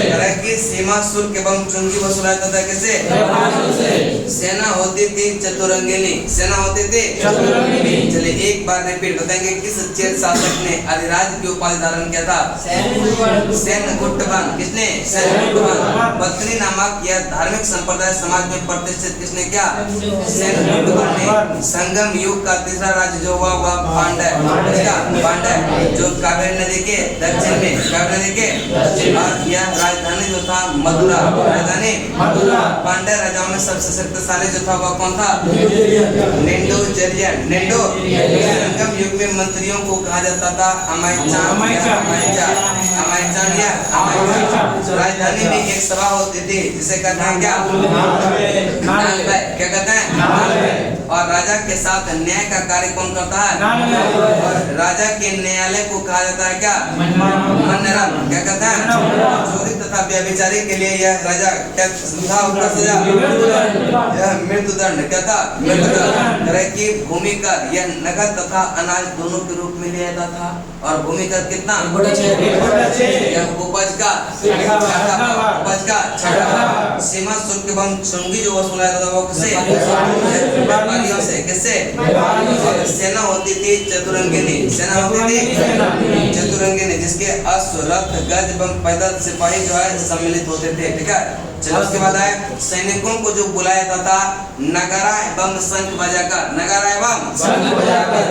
सैनिकों को बुलाया जाता था नगारा एवं शंख बजाकर। नगारा एवं युद्ध में यह वीर गति पाने वाले सैनिकों के सम्मान में जो प्रथा था पत्थर की मूर्ति बनाए जाने की प्रथा। पत्थर की मूर्ति बनाए जाने की प्रथा। और राजा अपने आवास की रक्षा के लिए यह सशस्त्र महिलाओं को तैनात करता था। सशस्त्र महिलाओं को संगम काल में जो है समय जानने के लिए किस घड़ी का प्रयोग करते थे? जल घड़ी का। किसका? जल घड़ी का। संगम काल में समय जानने के लिए किस घड़ी का? जल घड़ी का। किस घड़ी का? और तमिल प्रदेशों में ब्राह्मणों का उदय सर्वप्रथम किस काल में हुआ था? संगम काल में। संगम काल में। ब्राह्मणों के पश्चात संगम युगीन साम्राज्य में यह किसका स्थान था? बेल्लूर का। किसका था? बेल्लूर। और बेल्लार का मुख्य पेशा जो था वह कृषि। क्या था? कृषि। बेल्लार का मुख्य पेशा क्या था? और संगम साहित्य में व्यापारी वर्ग को क्या कहते थे? वेनिगर। संगम साहित्य में व्यापारी वर्ग को क्या कहा जाता है? वेनिगर। क्या कहता है? कि संगम काल में विवाह को संस्कार के रूप में मान्यता प्रदान किया गया कि यह किस रचना से ज्ञात होता है? यह तोल्काप्पियम से। किससे? तोल्काप्पियम से। संगम काल में यह विवाह को संस्कार के रूप में, विवाह को संस्कार के रूप में मान्यता। ठीक है, विवाह को संस्कार के रूप में यह मान्यता। ठीक है, विवाह को जो है यह संस्कार के रूप में मान्यता प्रदान की गई थी। यह किस रचना से ज्ञात होता है? तोल्काप्पियम। तोल्काप्पियम। नेक्स्ट है हिंदू धर्मशास्त्रों में वर्णित विवाह के 8 प्रकार। कितना प्रकार? यह किसमें उल्लेख है? तोल्काप्पियम में 8 प्रकार का जो विवाह है ब्रह्म, दैव, असुर, प्रजापत्य, असुर, गंधर्व, राक्षस और पैशाच। ठीक है, पैशाच। नेक्स्ट है मरुगन को कहां पर क्रीड़ा करना अत्यधिक पसंद था? यह पर्वत पर। कहां पर? पर्वत पर। कि मरुगन को कहां पर क्रीड़ा करना अत्यधिक पसंद था? यह पर्वत पर। कहां पर? नेक्स्ट है मरुगन का अस्त्र जो था बर्छा। क्या था? बर्छा। मरुगन का अस्त्र क्या था? मरुगन का अस्त्र क्या था? और कुर्बस यह नामक एक पर्वतीय जनजाति की स्त्री से मरुगन की पत्नियों में एक माना जाता है। मरुगन की पत्नियों में एक माना जाता है। और संगम साहित्य में पवित्र जादुई शक्तियों में विश्वास जताया जाता है जिसे कहते हैं अनुभव। क्या कहेंगे? अनुभव। संगम साहित्य में पवित्र या जादुई शक्तियों में विश्वास जताया जाता है, जताया गया जिसे क्या कहा गया? या अनुभव। क्या कहा गया? अनुभव। उसके बाद है गुप्त साम्राज्य। कौन सा? गुप्त साम्राज्य। करें कि गुप्त साम्राज्य का उदय जो हुआ यह कौशाम्बी में। कहां पर हुआ? गुप्त साम्राज्य का उदय कहां पर? कौशाम्बी। ठीक है, और गुप्त वंश का संस्थापक है श्रीगुप्त। कौन है? श्रीगुप्त।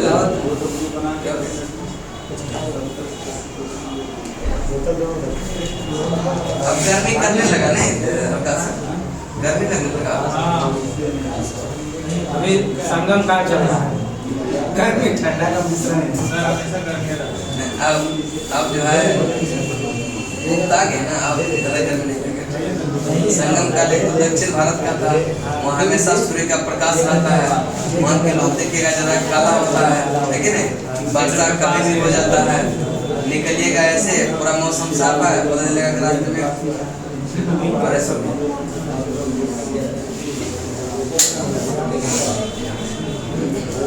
चलिए उसके बाद चलते हैं यह गुप्त साम्राज्य। गुप्त साम्राज्य का उदय जो हुआ यह कौशाम्बी में। कहां पर हुआ? कौशाम्बी में। गुप्त साम्राज्य का उदय कहां पर? गुप्त साम्राज्य का उदय।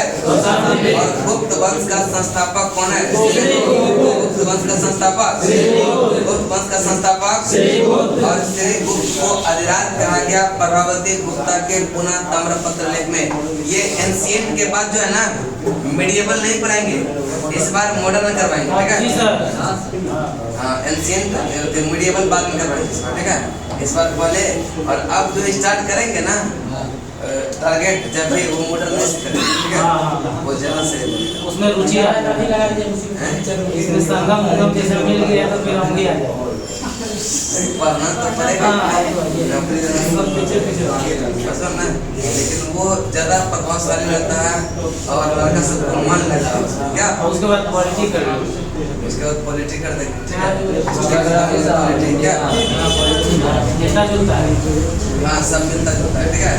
चलने चाहे करे कि गुप्त साम्राज्य का जो उदय हुआ यह कौशाम्बी में, कहाँ पर, और गुप्त वंश का संस्थापक है सेरेगुप्त। कौन है? सेरेगुप्त। सेरेगुप्त को अधिराज कहा गया किसमें? प्रभावती गुप्ता के पुनः ताम्रपत्र लेख में, ठीक है। नेक्स्ट है घटोत्कच। घटोत्कच यह सेरेगुप्त का पुत्र एवं जो है उत्तराधिकारी। कौन हुआ? घटोत्कच। घटोत्कच कौन हुआ? घटोत्कच। और घटोत्कच जो रहा 280 से 319, 280 से 319, और सेरेगुप्त 240 से लेकर के 280, 240 से 280। नेक्स्ट है गुप्त वंश का प्रथम महान सम्राट जो हुआ चंद्रगुप्त प्रथम। चंद्रगुप्त जिसका कार्यकाल 319 बीस से बताया जाता है 334 तक, 319 बीस से, और गद्दी पर बैठता है 320 में। कब बैठता है? चंद्रगुप्त प्रथम जो है यह गद्दी पर कब बैठता है? और चंद्रगुप्त प्रथम का शादी हुआ था कुमारी देवी से। किसे?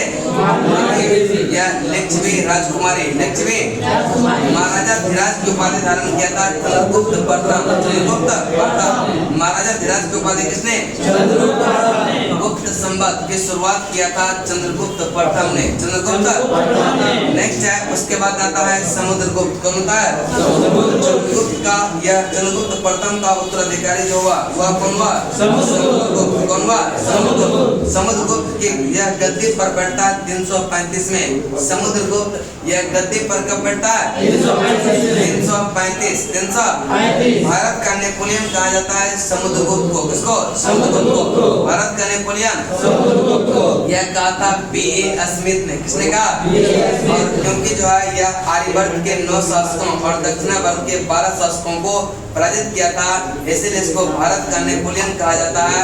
और यह किसने कहा था? B.A. Smith. B.A. Smith. B.A. Smith.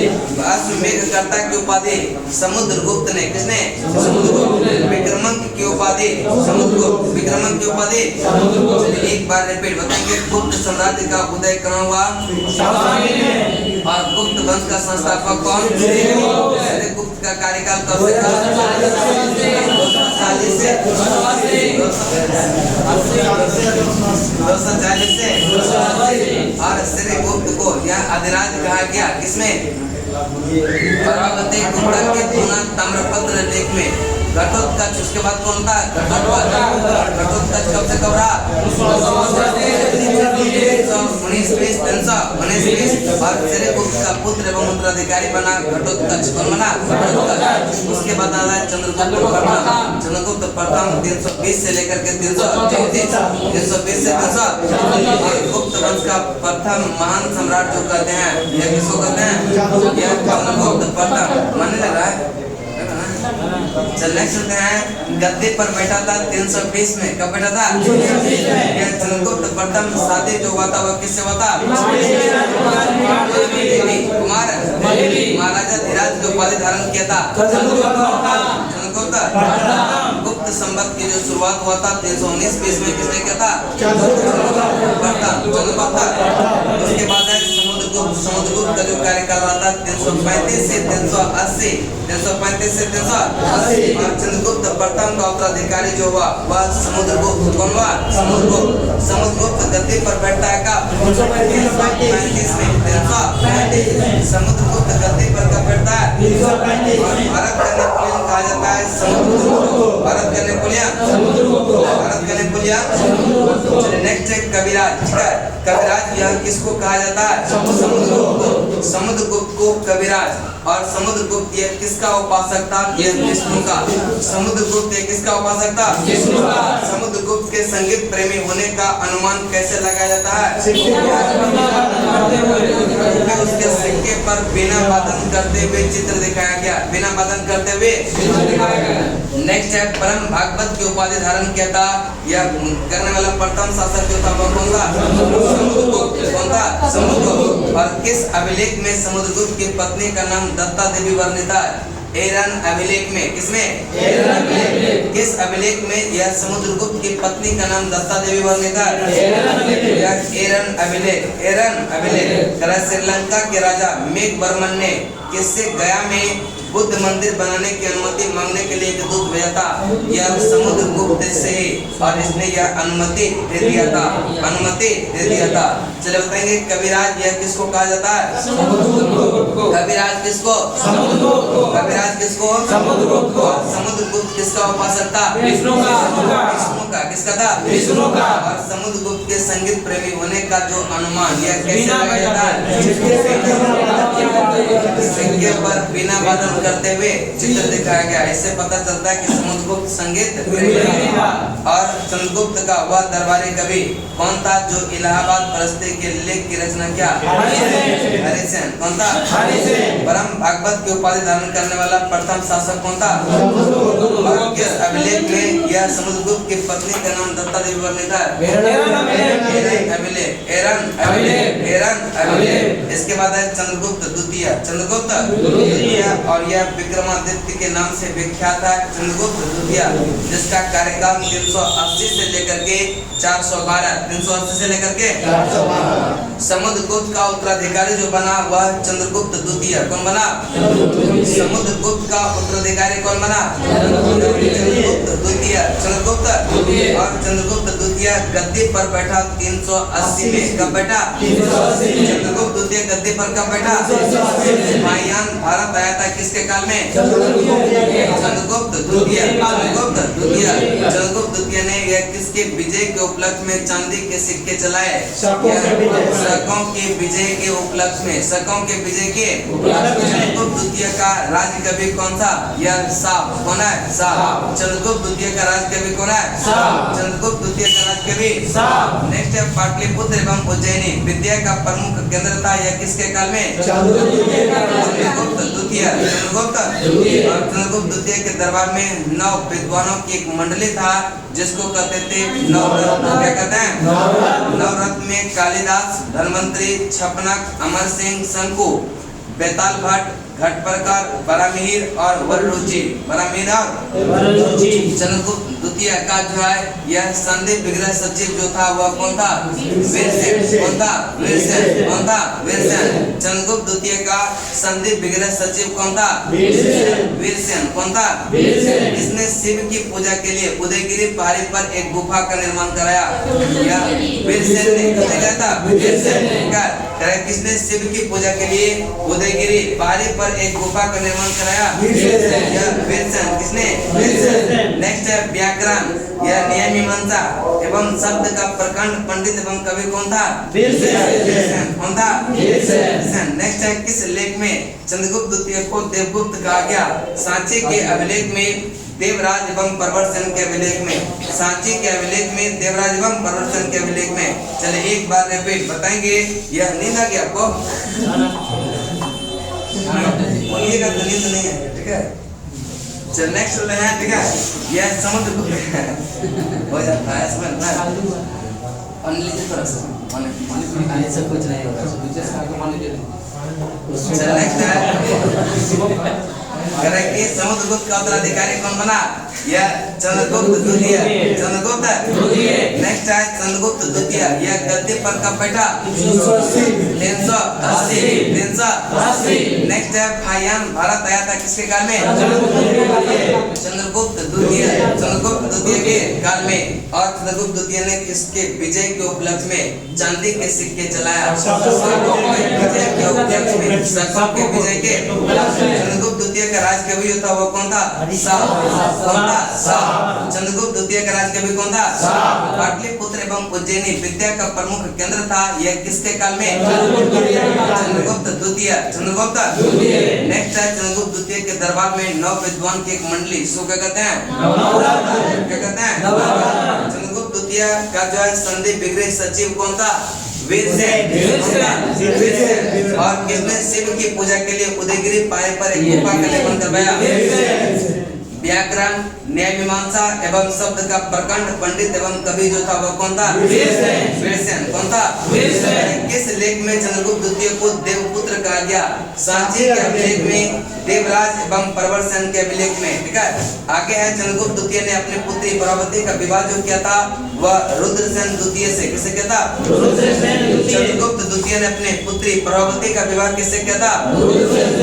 Rudrasen द्वितीय। और शक विजय के उपरांत चंद्रगुप्त द्वितीय ने उपाधि जो धारण किया था यह विक्रमादित्य का। इस अभिलेख के अनुसार चंद्रगुप्त द्वितीय का उद्देश्य यह संपूर्ण पृथ्वी पर राज करना था। यह उदयगिरी अभिलेख, किस अभिलेख से? किस अभिलेख के अनुसार चंद्रगुप्त द्वितीय का उद्देश्य संपूर्ण पृथ्वी पर राज करना था? उदयगिरी। और इसकी राजधानी था पाटलिपुत्रा, दूसरी राजधानी था उज्जैन। दूसरी राजधानी उसके बाद है कुमारगुप्त प्रथम। कुमारगुप्त प्रथम का जो कार्यकाल है यह 415 से लेकर के 454 चंद्रगुप्त द्वितीय का उत्तराधिकारी जो बना वह कुमारगुप्त प्रथम। इसी को कहते हैं गोविंद गुप्त। क्या कहेंगे? गोविंद गुप्त। चंद्रगुप्त द्वितीय का उत्तराधिकारी कौन बना? कुमारगुप्त प्रथम, अथवा इसी को कहते हैं क्या? गोविंद गुप्त। क्या कहेंगे? गोविंद गुप्त। नालंदा विश्वविद्यालय की स्थापना कुमारगुप्त प्रथम ने, कुमारगुप्त। और व्याघ्र बल या पराक्रम की उपाधि धारण किया था कुमारगुप्त प्रथम, कुमारगुप्त। और महेंद्र द्वितीय के जो है यह उपाधि धारण किया कुमारगुप्त प्रथम ने। अजित महेंद्र की उपाधि भी किसने? कुमारगुप्त प्रथम। अश्वमेध महेंद्र की उपाधि किसने? कुमारगुप्त प्रथम। किस अभिलेख में कुमारगुप्त प्रथम को शरदकालीन सूर्य कहा गया? यह तोमुन अभिलेख में। किसने कहा गया? इस अभिलेख में कुमारगुप्त प्रथम को शरदकालीन सूर्य कहा गया। यह तोमुन अभिलेख, तोमुन कुमारगुप्त प्रथम के शासन का वर्णन प्राप्त होता है यह किस अभिलेख में? मंदसौर में। किसमें? कुमारगुप्त प्रथम के शासन का वर्णन प्राप्त जो होता वह किस अभिलेख में? मंदसौर अभिलेख। मंदसौर। चलिए एक बार रिपीट बताएंगे। कुमारगुप्त चंद्रगुप्त द्वितीय का जो उत्तराधिकारी कौन हुआ? कुमारगुप्त का अन्य नाम है गोविंद गुप्त। और नालंदा विश्वविद्यालय की स्थापना जो किसने किया? कुमारगुप्त प्रथम। व्याघ्र बल पराक्रम की उपाधि किसने? कुमारगुप्त प्रथम। ठीक है, महेंद्र की उपाधि किसने? और अजित महेंद्र की उपाधि, अश्वमेध महेंद्र की उपाधि कुमारगुप्त। किस अभिलेख में कुमारगुप्त प्रथम को शरदकालीन सूर्य कहा गया? यह तोमन अभिलेख, तोमन अभिलेख। कुमारगुप्त प्रथम के शासक का वर्णन यह प्राप्त होता है किस अभिलेख से? मंदसौर अभिलेख, मंदसौर अभिलेख। उसके बाद है स्कंदगुप्त। कौन है? स्कंदगुप्त। स्कंदगुप्त का जो कार्यकाल है 455 से लेकर के 467, 455 से 467। कुमारगुप्त का प्रथम या कुमारगुप्त प्रथम का जो है यह उत्तराधिकारी जो हुआ वह कौन हुआ? कुमारगुप्त प्रथम का उत्तराधिकारी कौन हुआ? कुमारगुप्त प्रथम का उत्तराधिकारी। और गिरनार पर्वत पर सुदर्शन झील का पुनरुद्धार करवाया था यह स्कंदगुप्त ने भी। किसने करवाया था? और स्कंदगुप्त ने सौराष्ट्र का गवर्नर यह किसको नियुक्त किया था? किसको किया था? स्कंदगुप्त ने यह सौराष्ट्र का गवर्नर किसको नियुक्त किया? और हुनों का आक्रमण जो शुरू हुआ था यह किसके काल में? स्कंदगुप्त के। हुनों का आक्रमण जो शुरू हुआ था वह किसके काल में? स्कंदगुप्त के काल में, स्कंदगुप्त के। और अंतिम गुप्त शासक जो था वह विष्णुगुप्त। अंतिम गुप्त शासक विष्णुगुप्त। अंतिम गुप्त शासक विष्णुगुप्त। नेक्स्ट है गुप्त साम्राज्य का सबसे बड़ी प्रादेशिक इकाई जो है वह देश है। कौन सा? देश। गुप्त साम्राज्य की सबसे बड़ी प्रादेशिक इकाई देश। और देश के शासक को कहते हैं गोपना। देश के शासक को गोपना। देश के शासक को गोपना। और गुप्त साम्राज्य की दूसरी प्रादेशिक इकाई जो है भुक्ति। क्या है? भुक्ति। और भुक्ति का शासक कहलाता है उपरी। भुक्ति के शासक उपरी। भुक्ति के शासक उपरी। और भुक्ति के नीचे प्रशासनिक इकाई को कहते हैं विषय। क्या कहते हैं? विषय। और विषय के प्रमुख को विषयपति। विषय के प्रमुख को विषयपति। विषय के प्रमुख को विषयपति। पुलिस विभाग के जो साधारण कर्मचारी होता है उसको कहते हैं जाटेबम। नेक्स्ट है पुलिस विभाग का जो मुख्य अधिकारी होता था उसको कहते हैं दंडवासी। क्या कहते हैं? दंडवासी। दंड तहसील और ग्राम प्रशासन की सबसे छोटी इकाई जो है वह ग्राम है। कौन है? ग्राम। और ग्राम का प्रशासन किसके द्वारा संचालित होता है? ग्राम सभा के द्वारा। किसके द्वारा? ग्राम सभा। और ग्राम का मुखिया कहलाता है ग्रामीण। ग्राम का मुखिया ग्रामीण। ग्राम का मुखिया ग्रामीण। और अन्य सदस्य को कहते हैं महंत। अन्य सदस्य को महंत। एक बार रिपीट बताएंगे। कुमारगुप्त प्रथम का उत्तराधिकारी कौन बना? स्कंदगुप्त। और गिरनार पर्वत पर जो अस्थिर सुदर्शन झील है उसका जीर्णोद्धार करवाया किसने? नेक्स्ट है स्कंदगुप्त ने सौराष्ट्र का गवर्नर किसको नियुक्त किया? वर्णदत्त को। वर्णदत्त। हुनों का आक्रमण यह शुरू हुआ था किसके काल में? स्कंदगुप्त के काल में। स्कंदगुप्त के अंतिम गुप्त शासक कौन हुआ? कौन हुआ? गुप्त साम्राज्य की सबसे बड़ी प्रादेशिक इकाई जो हुआ कौन सा? देश।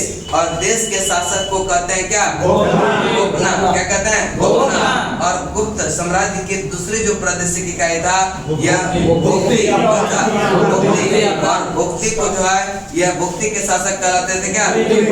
उबरिक। क्या? उबरिक। और भुक्ति के नीचे प्रशासनिक इकाई को विषय का प्रमुख कौन? विषय का प्रमुख विषय का प्रमुख। और पुलिस विभाग के साधारण कर्मचारी को कहते हैं क्या? जाट एवं जाट एवं। पुलिस विभाग का मुख्य अधिकारी कहलाते हैं दंड।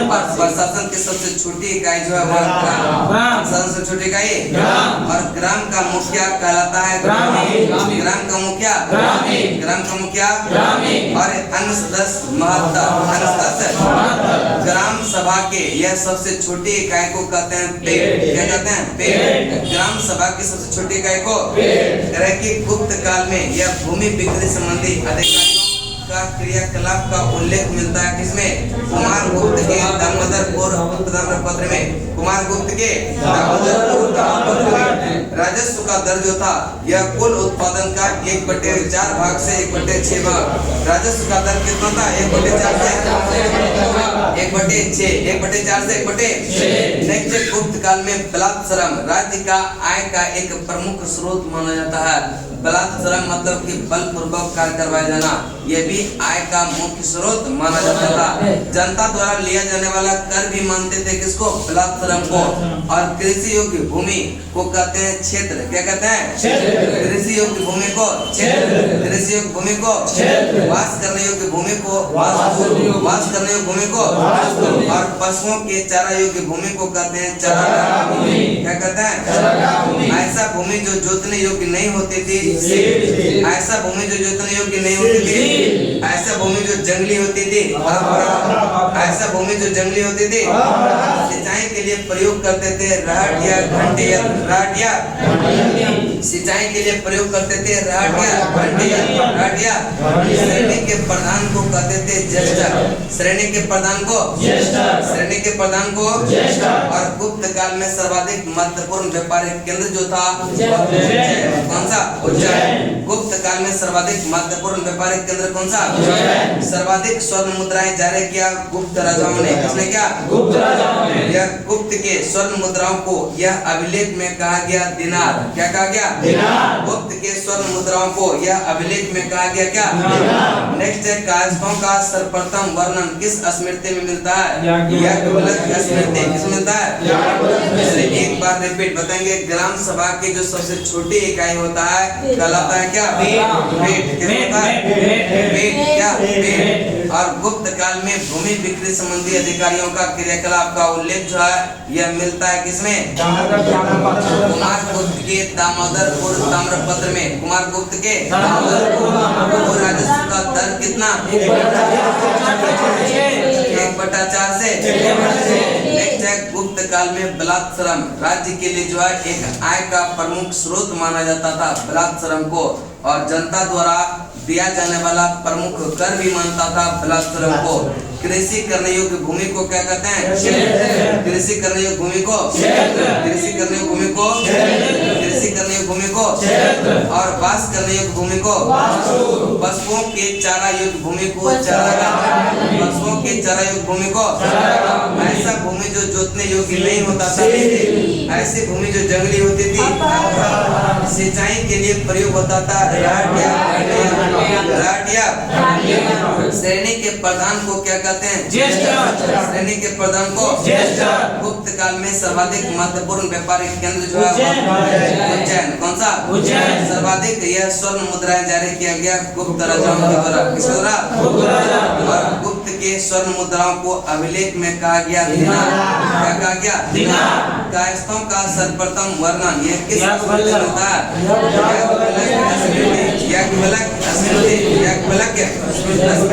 चलिए नेक्स्ट चलते हैं। करें कि जाति के रूप में कायस्थों का सर्वप्रथम वर्णन मिलता है ओसनम स्मृति। ओसनम जाति के रूप में यह कायस्थों का सर्वप्रथम वर्णन किसमें मिलता है? ओसनम स्मृति। ओसनम स्मृति।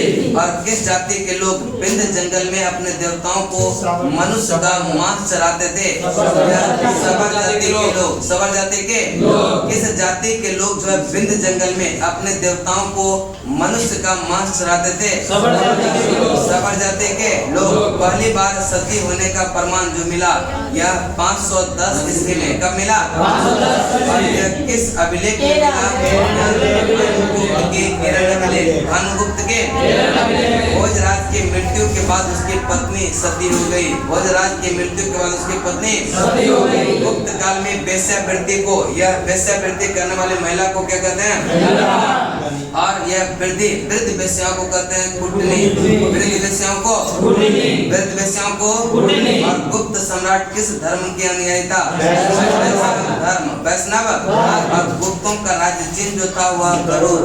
गुप्तों का राज्य चिन्ह गुप्तों का राज्य चिन्ह।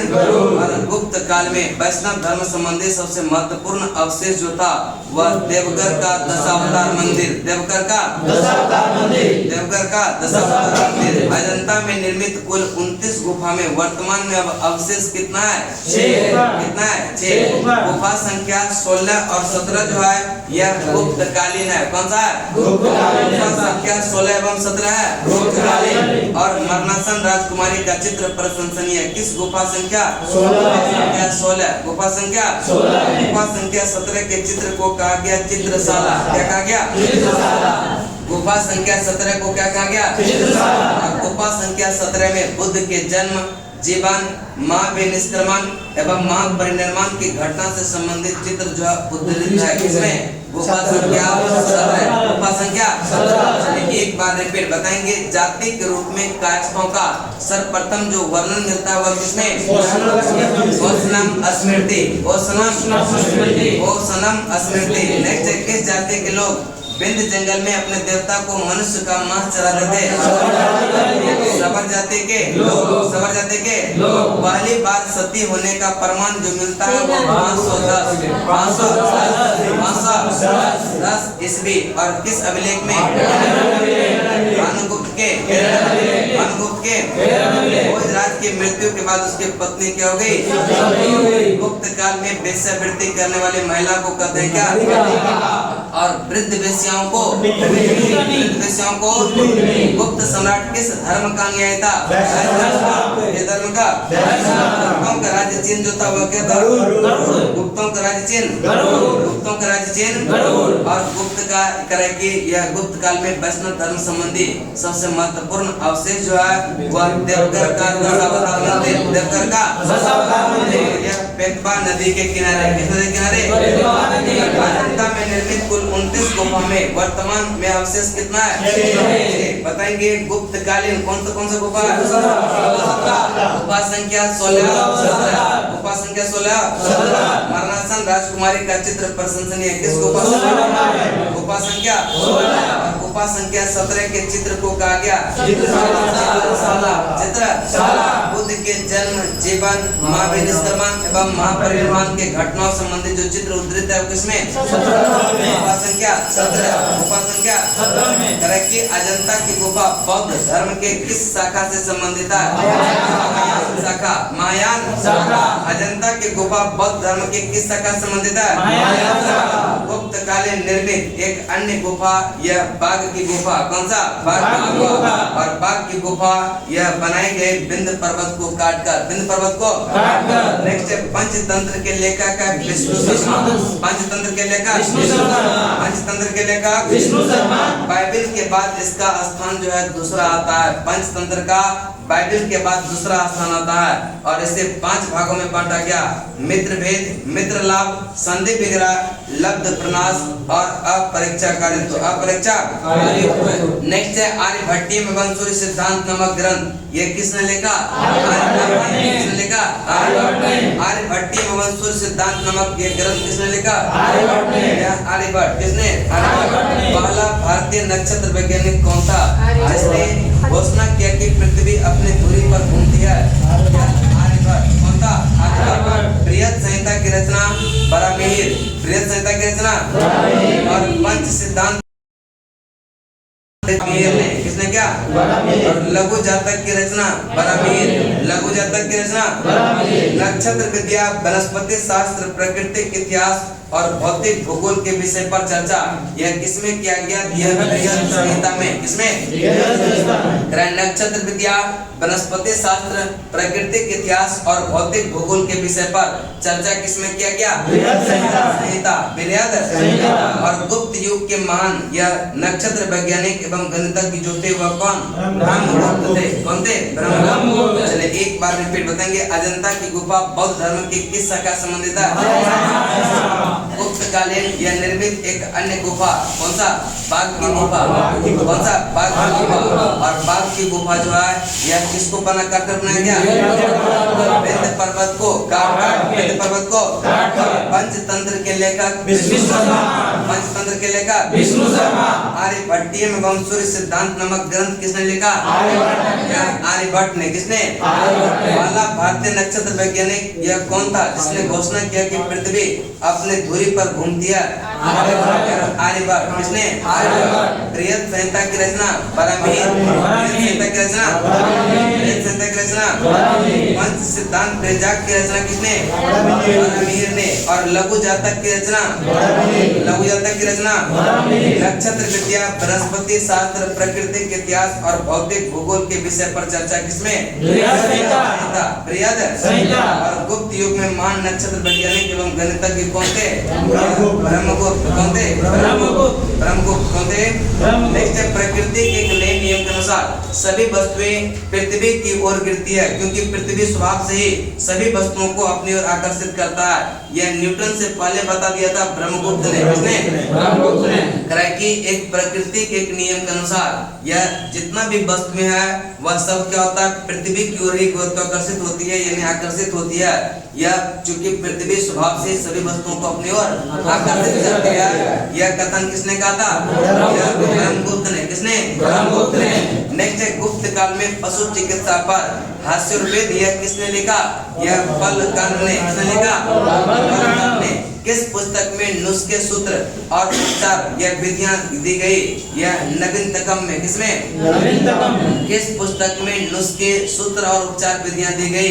नवीनतम। पुराणों की वर्तमान रचना किस काल में हुई? गुप्त काल में। पुराणों की वर्तमान रचना किस काल में? और गुप्त राजाओं का राजकीय भाषा जो था वह संस्कृत था। गुप्त राजा का राज की शासकीय भाषा क्या था? संस्कृत। और गुप्त काल में चांदी के सिक्के को कहा जाता है गुप्त काल में चांदी के सिक्के को गुप्त काल में चांदी के सिक्के को याज्ञवल्क्य, नारद और कात्यायन एवं बृहद स्मृतियों की रचना किस काल में हुई? गुप्त काल में। किस काल में? मंदिर बनाने की कला का जन्म हुआ था यह गुप्त काल में। किस काल में? त्रिमूर्ति की अवधारणा का विकास किस काल में? गुप्त काल में। त्रिमूर्ति की अवधारणा किस काल में? किस वंश के शासकों ने मंदिरों एवं ब्राह्मणों को सबसे अधिक ग्राम जो है अनुदान दिया? गुप्त के शासकों ने। गुप्त के शासकों ने। लौकिक साहित्य की सर्जना एवं अस्मरणीय जो है वह गुप्त काल। कौन सा? लौकिक साहित्य की सर्जना के लिए अस्मरणीय है कौन सा? किसमें निर्धन ब्राह्मण के साथ यह एक प्रेम वर्णित, जिसमें जो है यह निर्धन ब्राह्मण के साथ वेश्या का प्रेम वर्णित है। मृज कटिकम या माटी की खिलौनाकारी, मृज कटिकम या मृज कटिकम के लेखक है शूद्रक। कौन है? शूद्रक। मृज कटिकम का लेखक शूद्रक। प्रथम भारतीय रचना जिसका अनुवाद यूरोपीय भाषा में हुआ, वह कौन सा? भगवद गीता। कौन सा? भगवद गीता। प्रथम भारतीय यह रचना जिसका अनुवाद यूरोपीय भाषा में हुआ, कौन सा? चलिए एक बार रिपीट बताएंगे। प्रकृति के एक नियम के अनुसार यह सभी वस्तुएं पृथ्वी प्रकृति है, क्योंकि पृथ्वी स्वभाव से ही सभी वस्तुओं को अपनी ओर आकर्षित करता है। यह न्यूटन से पहले किसने बताया? ब्रह्मगुप्त ने। किसने? और गुप्त काल में यह पशु चिकित्सा पर हास्योद्वेद किसने लिखा? यह बालकाल में। किसने? बालकाल में। किस पुस्तक में नुस्खे, सूत्र और उपचार विधि यह दिया गया? नैमित्तिकम। किसमें? नैमित्तिकम। और पुराणों का वर्तमान रचना जो हुआ किस काल में? नेक्स्ट है गुप्त काल में चांदी के सिक्के को कहते हैं क्या? क्या कहते हैं? याज्ञवल्क्य, नारद, यज्ञकीर्तन एवं बृहस्पति स्मृति की जो है रचना किस काल में हुई? मंदिर बनने की कला का जन्म हुआ था किस काल में? और त्रिमूर्ति की अवधारणा का विकास किस काल में? इस वंश के शासकों ने मंदिरों एवं ब्राह्मणों को सबसे अधिक ग्राम अनुदान में दिया था। लौकिक साहित्य की सृजना के लिए प्रसिद्ध है, कौन सा? गुप्त काल। इसमें निर्धन ब्राह्मण के साथ वेश्या का जो है प्रेम वर्णित है। मृज कटिकम। गुप्त काल बोलिए, ठीक है? यह मृज कटिकम या माटी की खिलौनाकारी। और मृज कटिकम का लेखक कौन है? कौन है? शूद्रक। प्रथम भारतीय रचना जिसका अनुवाद यूरोपीय भाषा में हुआ था भगवद गीता। संस्कृत उपलब्धियों के यह कारण गुप्त काल को भारतीय इतिहास को स्वर्णिम युग कहा जाता है। नगरों का क्रमिक पतन गुप्त काल का महत्वपूर्ण विशेषता थी। यहाँ पर गुप्त काल क्या होता है? आज हमको लगता है कि बहुत ज्यादा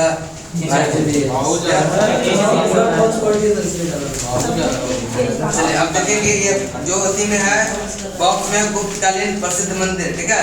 गुप्तकालीन कल समाप्त हो जाएगा? अभी कब 18/4/22 हो जाता है क्या? कल लगता है कि समाप्त हो जाएगा, नहीं? चलने चलते हैं। कल समाप्त अगर हो जाएगा तो परसों से मॉडर्न हिस्ट्री स्टार्ट हो जाएगा। लेकिन हम सोच रहे हैं ना कि कल अगर समाप्त हो जाएगा ना तो परसों से मॉडर्न हिस्ट्री स्टार्ट नहीं करेंगे। परसों पूरा एंशिएंट का क्यूज होगा दोनों साइड से, ठीक है? तो क्या होगा कि एक बार तो पढ़ा दिए, एक बार पूरा रिवीजन हो जाएगा, ठीक है? जितना क्वेश्चन 2 घंटा में हो सकता है पूरा बोर्ड भर जाएगा, ठीक है? एकदम क्यूज करवा देंगे। तो कल इसको समाप्त करके परसों सिर्फ क्यूज होगा। और ऐसा नहीं कि कोई नहीं आएगा, सुनने से भी याद होता है। तो बोल दिए ना कि एक बार रूम में देख लीजिएगा, बस है ना? इसमें टेस्ट नहीं, टारगेट में टेस्ट लेंगे फिर खत्म होगा? नहीं होगा ना, संभव नहीं है। तो फिर टारगेट का मतलब सब कुछ अगर करवा ही देंगे फिर टारगेट का मतलब क्या है? कुछ रह गया? फ्यूजन कराइए पूरा आज नहीं, खत्म हो जाएगा तो क्लियर है। जैसे खत्म होगा जबरदस्त महाक्यूज होगा और एकदम सब लोग आइएगा। उसके बाद क्या हो गया आपका? 2 बार खत्म हो गया, एक बार तो क्यूज मतलब 3 बार खत्म हो गया क्या? चलने चलता है विष्णु मंदिर तिगवा। कहाँ पर है? तिगवा। विष्णु मंदिर तिगवा। और जिसको लूसेंट ऑब्जेक्टिव या इसी चैप्टर वाइज क्वेश्चन बनाना हो वो अंडरस्टैंड कर लीजिए। इसमें क्या है? क्या चलने चलता है विष्णु मंदिर तिगवा। विष्णु मंदिर तिगवा। शिव मंदिर घुमरा। शिव मंदिर पार्वती मंदिर नैना कोठार। पार्वती मंदिर दशावतार मंदिर हो। दशावतार मंदिर या देवघर। ये नेक्स्ट होता है भीतरगांव मंदिर। या कहाँ? भीतरगांव कानपुर। भीतरगांव कानपुर। चलिए नेक्स्ट चलते हैं आपका कौन सा शुरू करते क्या? नहीं सर,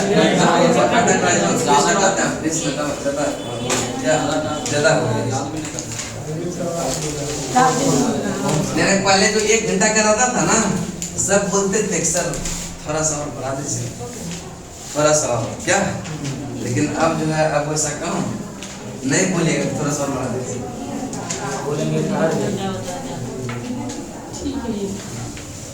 और इसमें जानते हैं एकदम सही समय पे आपका खत्म हो जाएगा। 2 घंटा जो लेके चलते हैं ना, सही समय पे खत्म हो जाएगा। अगर 1 महीना बोलते हैं तो वो 35 से 40 दिन में आपका निपट जाएगा। क्या तारीख को स्टार्ट किए? 15 को ना, 15 को ना, 16 को 16 5 21 6 दिन तुम बोलबे कितने दिन एक दिन छुट्टी भी था, सैटरडे संडे को। इस बार संडे जो क्लास होगा आप लोग का सिर्फ होगा और वो मैसेज नहीं करेंगे, ठीक है। सब लोग 3 बजे जितना समय पे आ रहे हैं आ जाइएगा। 3 बजे से 9 बजे तक क्लास चलेगा, उसमें फिजिक्स पढ़ाएंगे, ठीक है। और बोरिंग नहीं होने देंगे, ये पूरा गारंटी के साथ है, एकदम पूरा समझ में आएगा। जी हाँ, 9 बजे तक, ठीक है। फिजिक्स का 10 टॉपिक जब तक समाप्त नहीं हो जाएगा तब तक। संडे को बोले सैटरडे को कुछ नहीं से ना कर दीजिएगा तो बीच में कुछ पुराने सूख जाएगा। प्राण नहीं सूखने देंगे, आपको भाव से दिलवाते रहेंगे, ठीक है। पुराने देखिए, टारगेट का मतलब होता है कि जल्दी। हाँ तो लेकिन आप 3 से 9 कर दीजिएगा। ऐसा कभी किए हैं कि ब्रेकफास्ट ले लिए? इसमें सब चीज देते हैं, खाना पीना सब व्यवस्था रहता है क्या?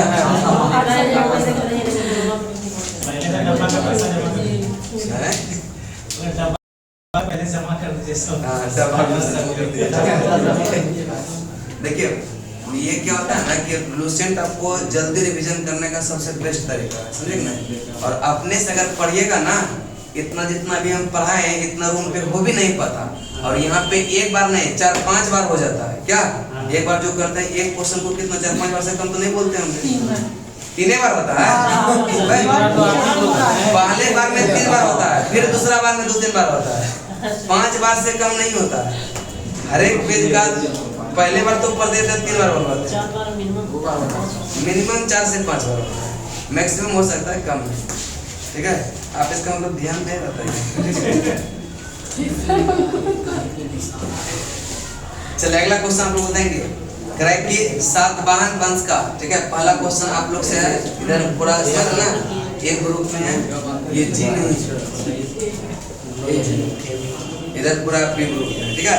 चलिए बताएंगे सातवाहन वंश का महान शासक कौन था?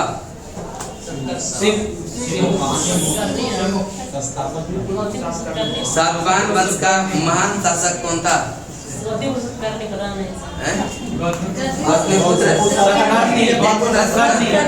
गौतमीपुत्र,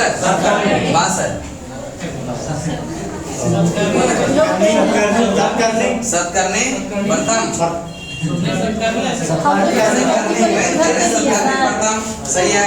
अगला क्वेश्चन लेंगे, करेंगे दक्षिणा, ठीक है। दक्षिणा पद का स्वामी की उपाधि किसने धारण किया था? दक्षिणा पद के स्वामी का उपाधि किसने धारण किया? आप लोग का बोलिए।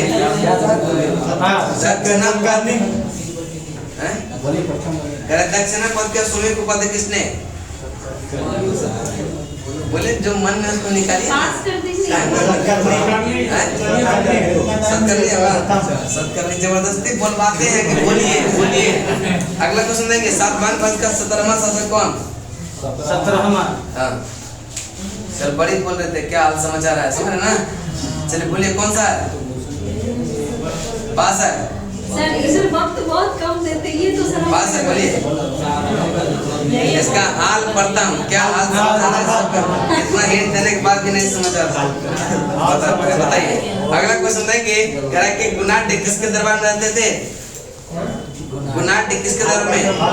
हाल पढ़ता हूँ, सही आंसर है। अगला क्वेश्चन हम लोग देंगे, बृहद कथा की रचना किसने किया था? नहीं, गुनाट्य, हाँ सही आंसर है। अगला क्वेश्चन आप लोग देंगे, कह रहा है कि गुनाट्य किसके दरबार में रहता था? ये पूछ ले क्या? फिर देखिए कुछ जल्दी बोल नहीं रहे।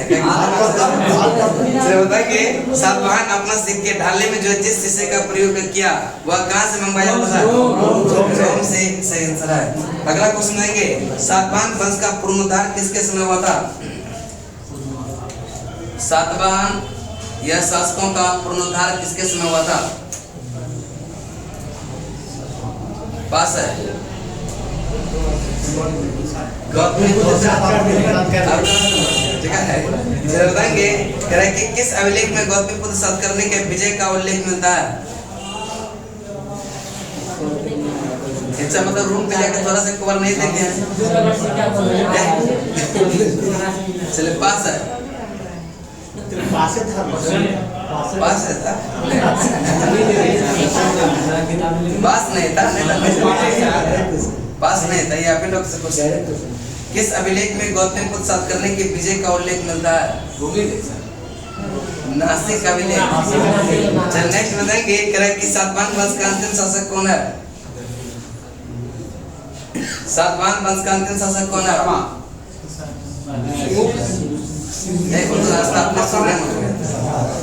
चलिए पास है पूर्वा में चतुर पूर्वा में चतुर नहीं कैसे नहीं है पहले पुराना नहीं परवेन ने किया लेकिन लुसेंटे बदनाम कर दे रहा है। चलिए बताएंगे सुंग वंश का स्थापना किस क्वेश्चन होगा? चलो बताएंगे पुष्यमित्र अगला क्वेश्चन लेंगे बताएंगे सुंग वंश का स्थापना कब हुआ था? 285 185 सही है। अगला क्वेश्चन देंगे सुंग वंश की राजधानी कहाँ था? विदिशा सही आंसर है। अगला क्वेश्चन देंगे इंडो यूनानी मिनांडर यह शासक को किसने पराजित किया था? पुष्यमित्र सुंग सही आंसर है। अगला क्वेश्चन देंगे भरहुत स्तूप का निर्माण किसने करवाया? भरहुत स्तूप का निर्माण किसने करवाया? अगला क्वेश्चन देंगे करें कि सुंग वंश का अंतिम शासक कौन हुआ?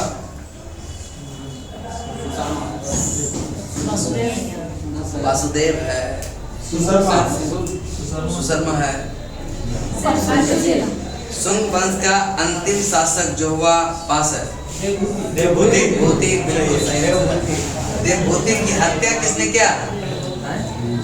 देवभूति की हत्या यह किया था वासुदेव ने। ये सब शासक के वासुदेव को बना दिया।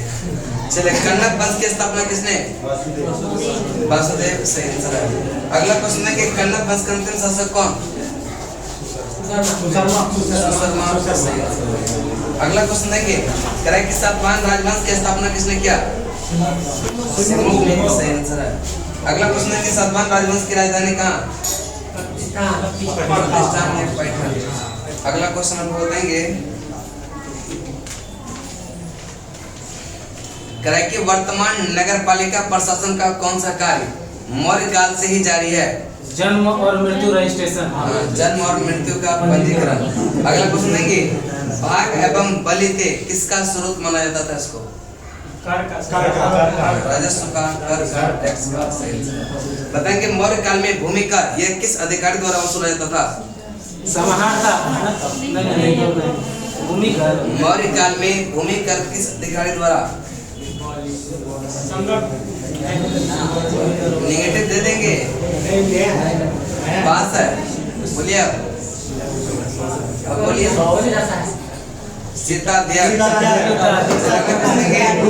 मौर्य परिषद में कौन सा राजस्व इकट्ठा करता था? मौर्य परिषद में यह कौन सा राजस्व इकट्ठा करता था? यह है समाहर्ता। आप लोग बताएंगे मौर्यकालीन अधिकारी तौल माप का प्रभारी जो था वो कौन था?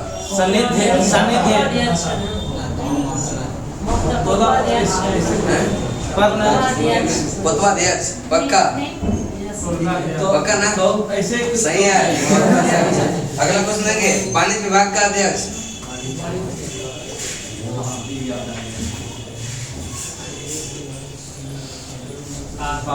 पास है पत्वाध्यक्ष।